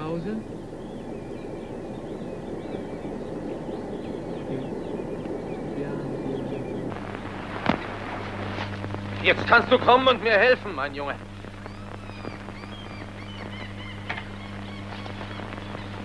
Einmal vor sehr langer Zeit, verstehst du? Da lebte ein alter Mönch in einem orthodoxen Kloster. Pamwe hieß er. Der pflanzte auf einem Berg einen trockenen Baum. Genau so. Und zu seinem Schüler, das war ein Mönch, der hieß Johann Kolo, sagte Pamwe, er solle diesen Baum täglich wässern, bis er zum Leben erwachen würde. Gib mir mal ein paar von den Steinen da. Und so füllte Johann jeden Morgen in aller Frühe einen Eimer mit Wasser und machte sich auf den Weg. Er stieg hinauf auf den Berg und wässerte den trockenen Baumstamm. Und am Abend, wenn es schon dunkel war, kehrte er zurück in das Kloster. Und so ging das 3 ganze Jahre. Aber dann, eines schönen Tages, kam er auf den Berg und sah, dass sein ganzer Baum übersät war mit Blüten. Man kann sagen, was man will. Diese Methode, dieses System hat etwas Großartiges. Weißt du, manchmal, da sage ich mir, wenn man nun jeden Tag zu genau der gleichen Zeit ein und dieselbe Sache tun würde, wie ein Ritual, unerschütterlich, systematisch, jeden Tag, ständig zu genau der gleichen Zeit, dann würde sich die Welt verändern. Etwas in ihr würde sich verändern, es könnte gar nicht anders sein. И дом, построенный на море. История дома — это история нашего дома в деревне. Dieses Haus am Meer ist die Geschichte unseres Hauses auf dem Dorf. Auch die Personen in diesem Film kommen aus unserem Leben. Der kleine Junge, das war ich. In diesem Film liebt der Hauptdarsteller den Jungen sehr und spricht mit ihm ständig über verschiedene, sehr ernste Themen, deren Sinn der Kleine nicht einmal versteht. Im Prinzip gab es solche Gespräche auch zwischen Vater und mir, als ich noch klein war. Und wir gingen oft spazieren. Er erzählte mir ständig etwas, verschiedene interessante Geschichten. Manchmal verstand ich ihn, manchmal nicht. Aber es war immer sehr interessant, ihm zuzuhören. Das ist mir für das ganze Leben in Erinnerung geblieben, diese Spaziergänge mit ihm, als er mit mir sprach. Ich glaube, dass auch er sich daran erinnerte und es für seinen Film benutzte.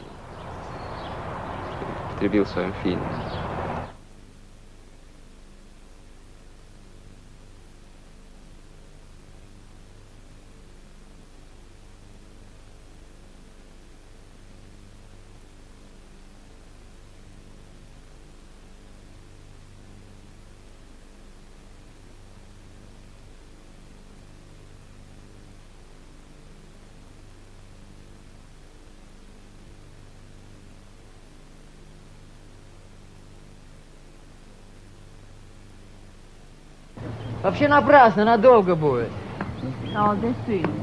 Ну ладно.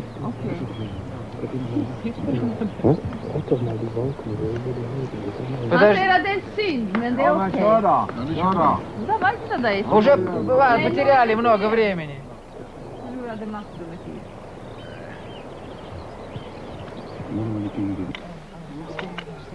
Pronti?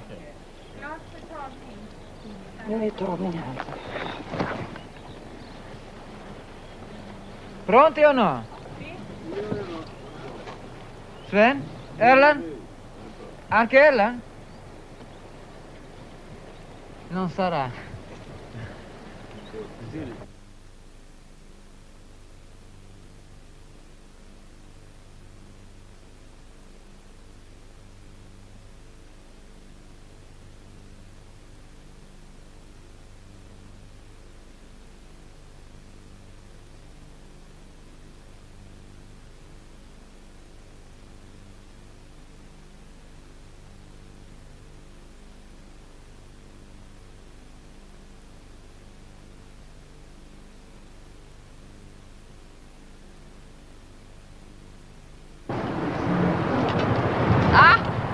Allora, 1, 2, puttane. Kan du också ta med? Du tar med tur. Tommy, nu är det du. Was? Was ist denn? Du musst keine Angst haben, mein Junge. Es gibt keinen Tod. Sicher gibt es die Angst vor dem Tod, und das ist ein unheimlicher Schrecken. Oft bringt er den Menschen dazu, was zu tun, was sie nicht tun sollten. Aber wie anders würde alles sein, wenn wir aufhörten, uns vor dem Tode zu fürchten.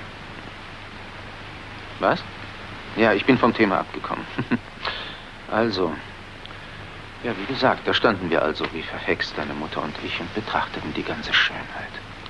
Und wir konnten uns gar nicht losreißen von dieser Stille und dem Frieden.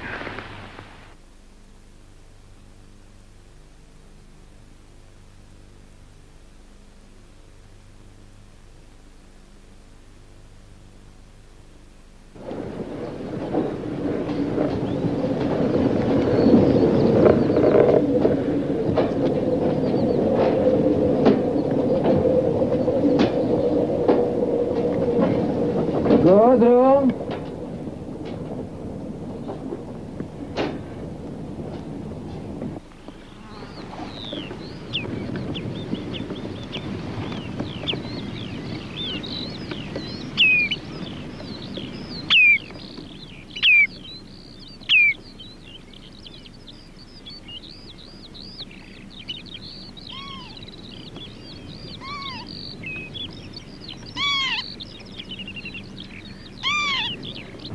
I remember when he was looking for the place where he could shoot the dream of the catastrophe Ich weiß noch, wie er nach einer Stelle suchte, wo er den Katastrophentraum für das Opfer drehen konnte. In der Szene gab es eine Brücke, über die viele Menschen liefen. Er machte sich mit dem Kameramann und der Produzentin in ganz Stockholm auf die Suche nach einer geeigneten Stelle, fand aber nichts Richtiges. Und dann kam er eines Morgens und sagte, ich habe die Stelle für den Katastrophentraum. Er zeigte sie uns und wir drehten den Traum. Und die Kamera stand dabei ungefähr 10 Meter von der Stelle, wo Olof Palme 6 Monate später ermordet wurde. Auf die Stufen gerichtet, über die der Mörder verschwand. And he put the camera about 10 meters from the place where Palme 6 months later was murdered. And he shot in the direction to the steps where the murderer disappeared. And I asked him how it was such a shock for me. So Als wir dann darüber sprachen, war es ein wirklicher Schock für mich. Denn ich fragte ihn, wie er die Stelle gefunden hätte, ob es eine Vorahnung gewesen sei. Und er meinte, einige Plätze seien für Katastrophen gemacht. Und das sei ein solcher Platz.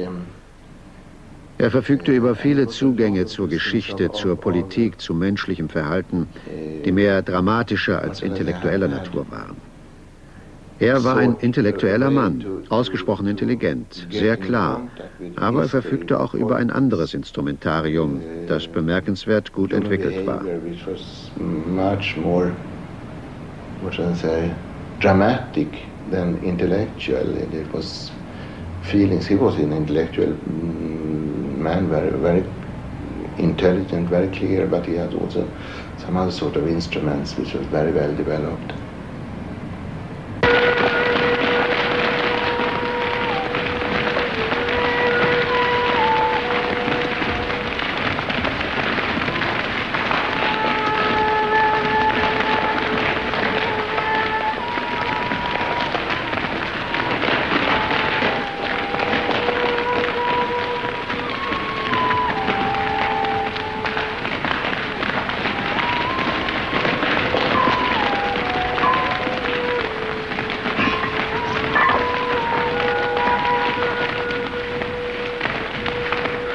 Nein. Was ist denn? Nein! Nein! Beruhige dich. Nein! Nein! Nein! Nein!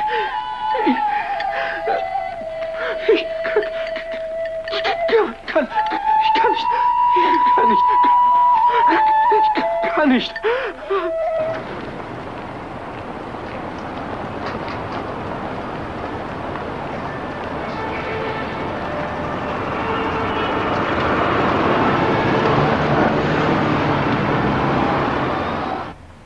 I remember many times he would just sometimes call me and say, I had a dream. Ich erinnere mich zum Beispiel, dass er mich oft einfach anrief und sagte, ich hatte einen Traum. Und dann erzählte er mir den Traum. Einmal träumte er beispielsweise, er läge tot auf einem Bett und am Bettende sah er seine Frau sitzen, glaube ich. Und als sie sich umdrehte, war es jemand anderes. Und diejenigen, die den Film anschauen, sehen die Umsetzung dieses Traums, wenn Adelaide sich umdreht und plötzlich hat man die Hexe Maria vor sich.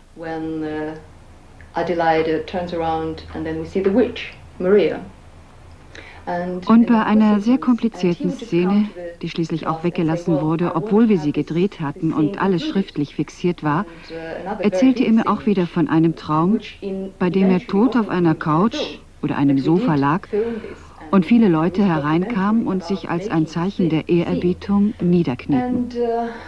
He said also that he called me and he said that he was dreaming that he was dead. He was lying on the couch on a sofa, and lots of people were coming into the room and they were kneeling as some kind of it's some kind of sign of respect.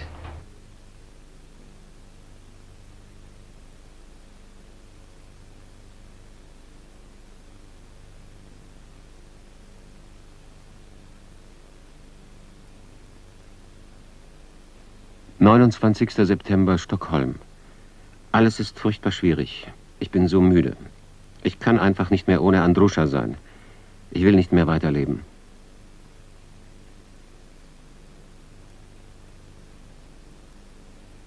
»8. November. Heute hatte ich einen schrecklichen, traurigen Traum. Wieder erblickte ich einen nördlichen See. Wie mir scheint, irgendwo in Russland. Morgendämmerung. Auf seinem entgegengesetzten Ufer 2 russisch-orthodoxe Klöster und Kirchen von ungewöhnlicher Schönheit. Und mir wurde so traurig, so weh zumute.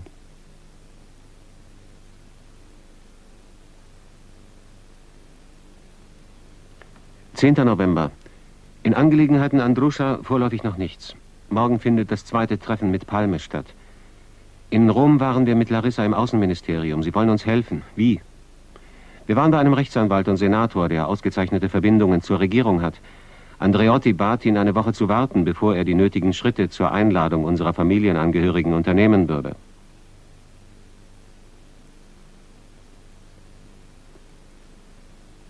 Aus Moskau kommen schlimme Nachrichten. Schreckliche Tage, ein schreckliches Jahr. Gott steh mir bei.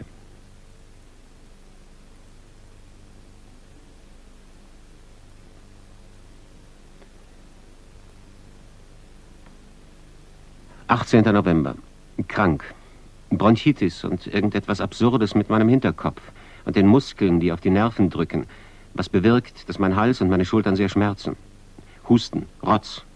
Und zur selben Zeit muss man dem Film den Ton geben und die Zeit vergeht.«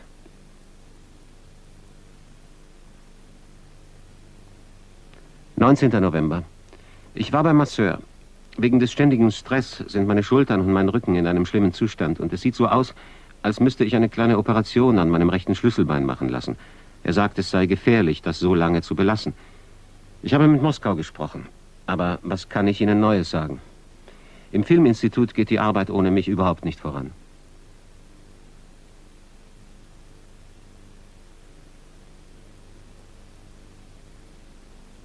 »24. November. Ich bin krank, sogar ziemlich schwer. Schreckliche Spannung zwischen mir und der Produzentin wegen der Filmlänge von 2 Stunden und 10 Minuten. Die Gespräche zwischen Gorbatschow und Reagan sind beendet. Es besteht eine Hoffnung für das nächste Jahr.«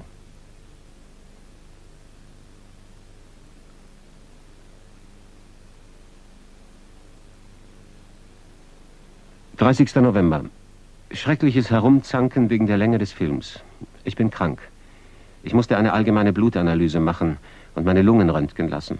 Die Ergebnisse sind bisher noch nicht bekannt. 10. Dezember. Der Arzt sagte mir, dass ich am Freitag, den 13., er hat einen guten Tag gewählt, zum Lungenspezialisten gehen müsse.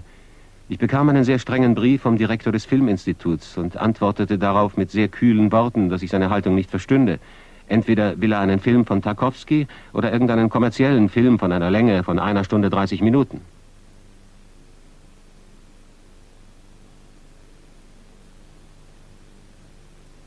»11. Dezember.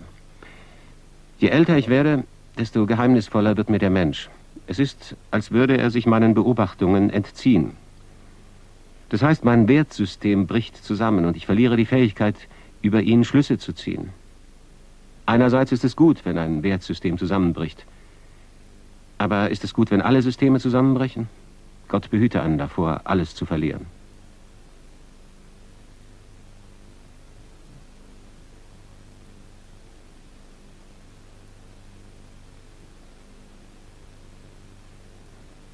Was habe ich? Ein neuer Ausbruch von Tuberkulose? Eine Lungenentzündung? Oder vielleicht sogar Krebs?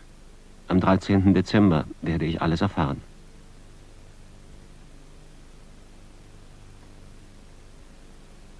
Ich bin krank und liege im Bett. Große Schmerzen im Inneren meiner Lungen. Heute erblickte ich im Traum Vasya Shukshin. Wir spielten Karten. Ich fragte ihn, schreibst du gerade irgendetwas? Ich schreibe, erwiderte er zerstreut, die Gedanken nur auf das Kartenspiel gerichtet. Und dann, scheint mir, standen einige der anderen anwesenden Spieler auf und einer von ihnen sagte, jetzt kommt die Abrechnung. In dem Sinne, dass das Spiel beendet war und man die Ergebnisse zusammenzählen musste. 12. Dezember. Vor ein paar Tagen lag ich hier im Bett, schlief jedoch nicht. Plötzlich sah ich meine Lungen von innen. Oder besser gesagt, einen Teil einer Lunge. und ein blutiges Loch mit geronnenem Blut darin. Ich hatte früher niemals solche Visionen. Es geht mir sehr schlecht. Starker, sehr trockener Husten und ein stechender Schmerz in den Lungen. Kopfschmerzen.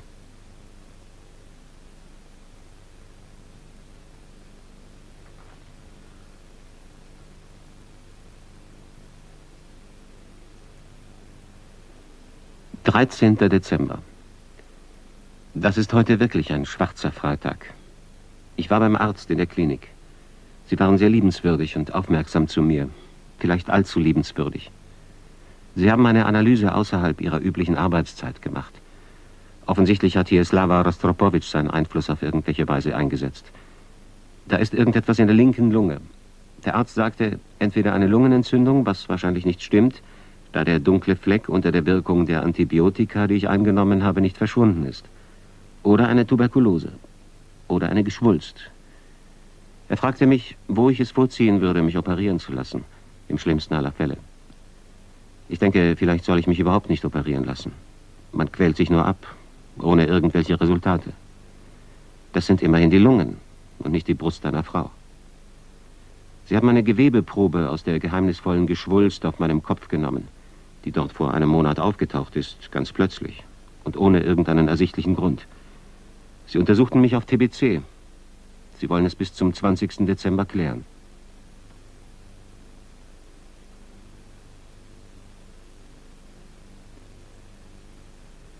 Aber ich bin irgendwie auf das Schlimmste gefasst. Diese Vision, die ich hatte, als ich meine Lungen vor mir sah, glich eher einer Kaverne und nicht einer Geschwulst, obwohl ich davon nicht ganz überzeugt bin. Ich weiß nicht, wie diese Geschwulst eigentlich aussehen müsste. Ich habe einfach nur den Eindruck, dass alles um die Wunde herum sauber war, nichts Bösartiges. Ich hätte eine Lebensversicherung in Italien abschließen sollen. Jetzt wird das wahrscheinlich sehr schwierig sein. 15. Dezember. Der Mensch lebt mit dem Wissen, dass er früher oder später sterben muss. Aber er weiß nicht wann. Und deswegen verschiebt er diesen Moment auf eine unbestimmte Zeit. Das hilft ihm zu leben. Aber ich weiß es jetzt. Und nichts hilft mir, weiterzuleben. Das ist sehr schwer. Aber das Wichtigste ist Larissa, wie es ihr sagen. Wie soll ich ihr mit meinen eigenen Händen diesen schrecklichen Schlag versetzen? 16. Dezember. Heute habe ich den ganzen Tag im Krankenhaus verbracht. Sie haben die Geschwulst auf meinem Kopf aufgeschnitten und ein Stück für die Analyse herausgenommen. Aber der Arzt sagt, die Ergebnisse der Analysen seien schlecht und dass sich diese Geschwulst überhaupt nicht heilen lässt. Oder aber, falls sie von einer bestimmten Art ist, mit einer Wahrscheinlichkeit von 80%. Nach allem zu schließen jedoch, steht es schlecht um mich. Wie werde ich mit Lara sprechen? 21. Dezember. Am 23. fliege ich nach Italien. Ich nehme alle meine Sachen mit. Es geht mir von Tag zu Tag schlechter. Boris Leonidowitsch Pasternak hatte recht, als er mir sagte, dass ich nur noch 4 Filme machen würde. Erinnerst du dich an die spiritistischen Seancen bei Rerik? Nur, Boris Leonidowitsch Pasternak hat nicht richtig gezählt. Er wusste, dass ich 7 Filme machen würde, aber er schloss in die Zahl auch die Walze und die Geige ein, den man eigentlich nicht mitzählen soll. Aber er hat sich nicht geirrt.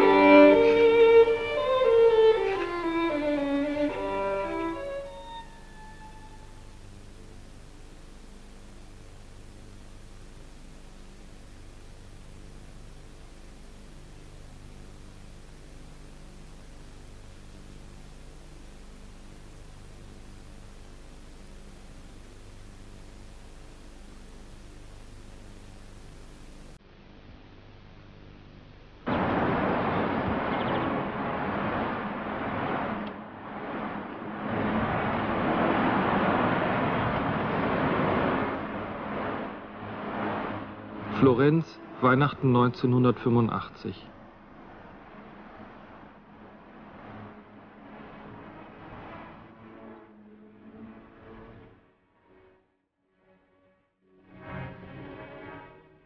Endlich eine eigene Wohnung, wieder eigene Möbel. Die Stadt stellt die Wohnung unentgeltlich zur Verfügung. Der Bürgermeister ist stolz, Tarkowski hier zu haben.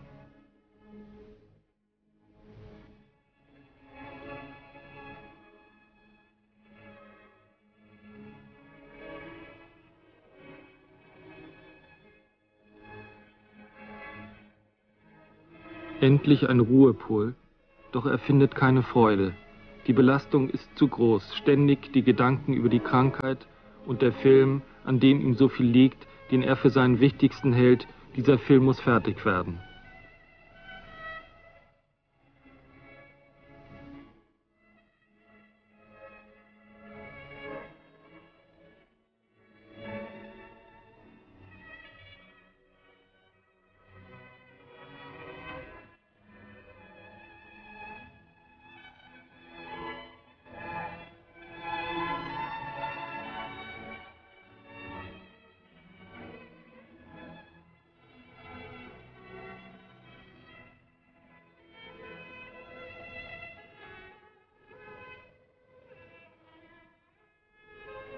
In seinem ersten Drehbuchentwurf für das Opfer hatte die männliche Hauptfigur Krebs.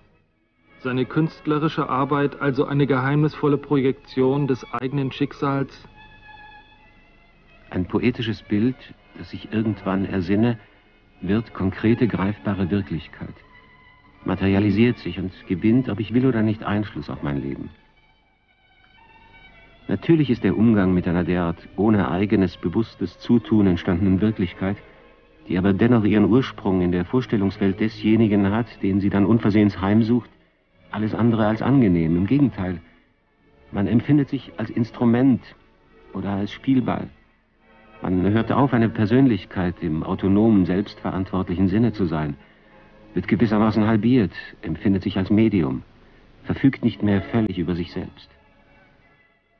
Wenn das Leben den Ideen, die man entwickelt, buchstäblich auf dem Fuße folgt, dann gehören auch diese Ideen nicht mehr einem selber. Sie sind nur Botschaften, die man empfängt und weitergibt. Insofern hat Puschkin recht, der meinte, jeder Dichter, jeder wirkliche Künstler sei wider seinen Willen ein Prophet.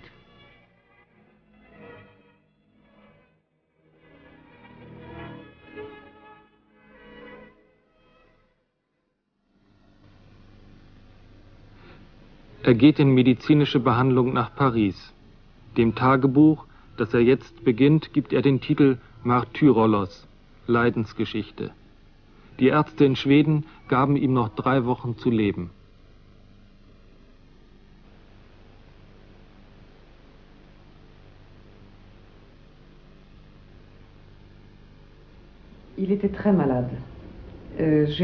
Er war sehr krank. Ich bekam einen Telefonanruf, in dem er mich bat, ihn in Kontakt mit Professor Schwarzenberg zu bringen. Ich habe den Kontakt sofort hergestellt. Er hat sehr gelitten, er war sehr, sehr müde und sein Krebs war schon sehr weit fortgeschritten. Er hatte Metastasen in den Knochen. Er ist am nächsten Tag zur Behandlung in die Klinik eingewiesen worden. Ich bin kein Arzt. Einige Zeit später ging es ihm sehr viel besser. Zu dem Zeitpunkt, an dem er zu mir zog, er hat einige Wochen bei mir gewohnt, ging es ihm sehr viel besser. Die Behandlung hat bewirkt, dass er nicht mehr gelitten hat. Und er konnte anfangen, an der Montage seines Films zu arbeiten. Und das dauerte einige Wochen. Das heißt, während einiger Wochen konnte er arbeiten, konnte er seinen Film beenden, was für ihn natürlich sehr wichtig war. Er begann sogar, Pläne für einen neuen Film zu machen. Einen Film, den er dem Leben der Heiligen widmen wollte. Il a pu finir son film, ce qui était très important pour lui naturellement. Il a même commencé à avoir des projets pour un autre film, film qu'il voulait consacrer à la vie des saints. Et puis il y a eu l'épisode de l'arrivée de son fils. Und dann kam die Geschichte mit der Ankunft seines Sohnes. Wir hatten alle versucht, seinen Sohn und dessen Großmutter hierher zu bekommen. Er hatte sie seit 4 Jahren nicht mehr gesehen. 4 Jahre hatte er verzweifelt versucht, sie herauszuholen. Ich selbst habe den sowjetischen Botschafter aufgesucht. Ich habe ihm einen Brief Professor Schwarzenbergs übergeben, in dem sein Gesundheitszustand beschrieben war. Gleichzeitig hat Präsident Mitterrand an, glaube ich, Herrn Gorbatschow geschrieben und einige Zeit später hatten wir die Zusage, dass sein Sohn nach Frankreich kommen dürfe. Und ich hatte die Gelegenheit, bei der Ankunft dabei zu sein. Er war ein Jüngling, den André seit 4 Jahren nicht mehr gesehen hatte.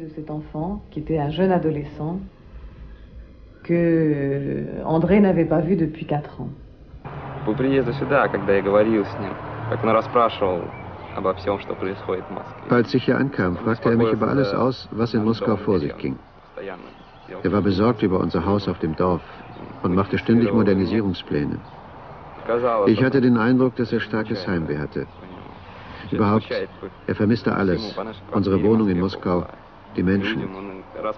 Er war sehr interessiert und fragte mich aus, zeigte es jedoch nicht so direkt. Er versuchte sich zurückzuhalten, um Mutter, die nicht weniger litt, ein Beispiel zu geben, denn für sie war es noch schwieriger, ihre Gefühle zu unterdrücken. Er versuchte, sich zwar zu beherrschen, aber im Inneren musste er sicher furchtbar leiden. Ich weiß, wie schwer das ist, denn auch ich habe Heimweh. Umso schwerer musste es für ihn gewesen sein, da er dort fast sein ganzes Leben verbracht hatte, dort arbeitete und Russland liebte. Zweifellos, er hatte sehr gelitten und war sehr besorgt.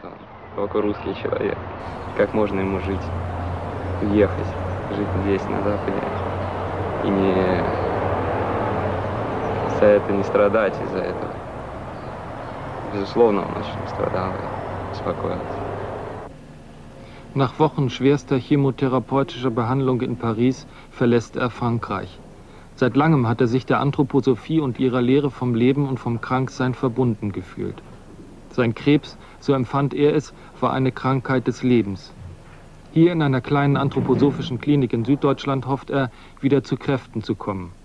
Die Ärzte in Paris haben ihm gesagt, sein Zustand sei so gut, dass er bald wieder Filme machen könne. Doch er selbst sieht das anders, selbst wenn er die Hoffnung nicht ganz verloren hat. In Gesprächen mit den Ärzten bereitet er sich hier auf seinen Tod vor. 13. Juli 86, Öschelbronn. Gestern ging ich spazieren und plötzlich überkam mich ein Verlangen, das ich mir jetzt nicht mehr erklären kann. Ich zog die Schuhe aus und ging barfuß auf der kalten Erde. Das alles bei erhöhter Temperatur, Husten und Rheuma. Ich verlor einfach den Verstand. Traurige Gedanken gehen mir durch den Kopf.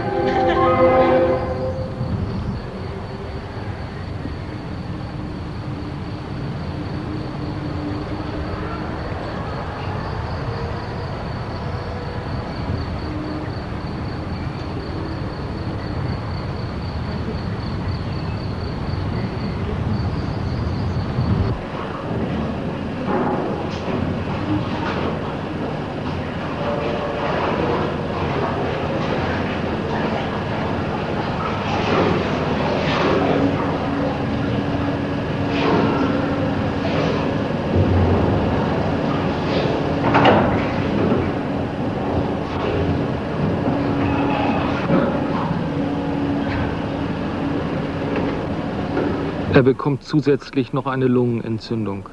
Nur selten kann er das Zimmer verlassen.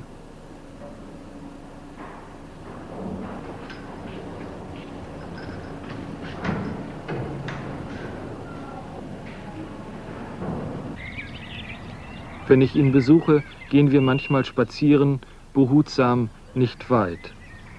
Es ist die Zeit neuer politischer Entwicklungen in der Sowjetunion. Wir reden darüber. Er glaubt nicht an wirkliche Veränderungen. Ob er sich denn vorstellen könne, bald zurückzukehren? Darauf gibt er keine Antwort.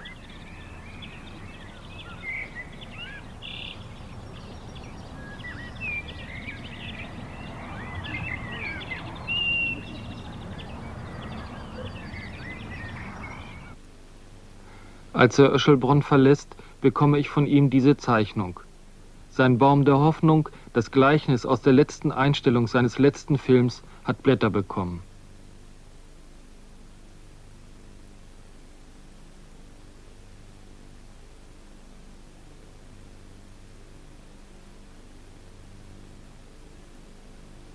Er hat mir sein Grab gezeichnet, mit Fixierbildern, die nur schwer zu deuten sind. Aus der Wurzel des Baums blickt ein Auge. Seine Schwester besitzt ein Kinderfoto, auf dem er klein in den Wurzeln eines großen Baumes sitzt. Rätsel wollte er nie gelöst haben.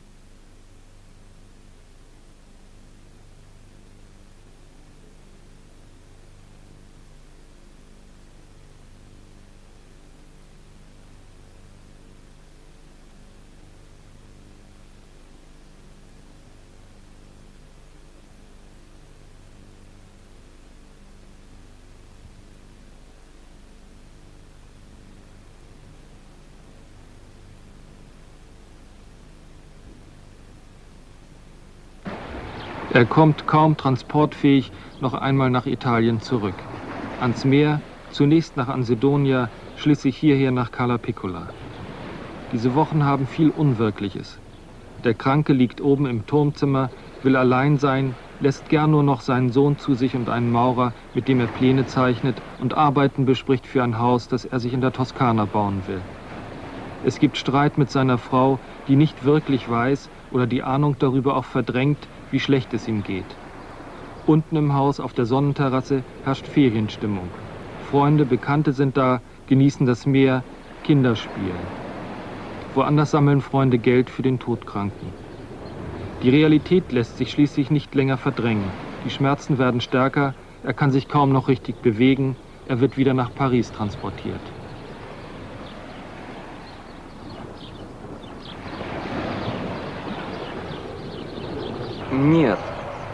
Nein, ich hatte nicht den Eindruck, dass er für lange Zeit wegfährt, so wie es früher gewesen war. Er fuhr eben ins Krankenhaus, um sich dort behandeln zu lassen. Er sagte nichts. Und auch als ich in der letzten Zeit nach Paris telefonierte und mit ihm sprach, sagte er nichts Besonderes, nur, dass alles wieder gut werden würde. Er wollte leben, zeichnete den Plan des Hauses, das wir bauen wollten, sprach mit uns über die Zukunft, über seine neuen Pläne. Ich hatte den Eindruck, dass er seine Krankheit vergessen wollte. Er selbst sprach nie darüber.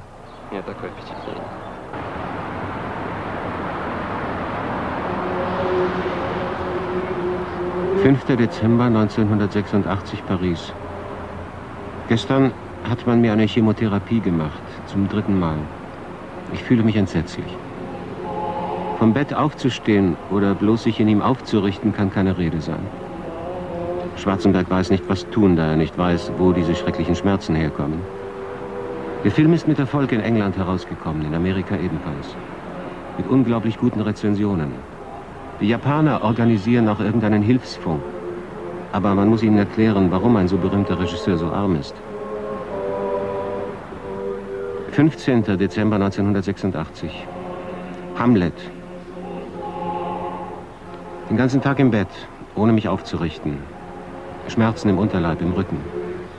Auch die Nerven. Kann die Beine nicht bewegen. Irgendwelche Knoten. Ich bin sehr schwach. Werde ich sterben? Hamlet? Aber jetzt habe ich überhaupt keine Kraft für nichts. Das ist das Problem.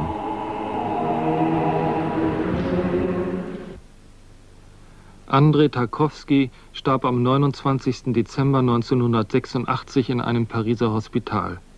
Man begrub ihn auf einem Friedhof für russische Exilanten in dem Dorf Saint-Geneviève-du-Bois in Frankreich.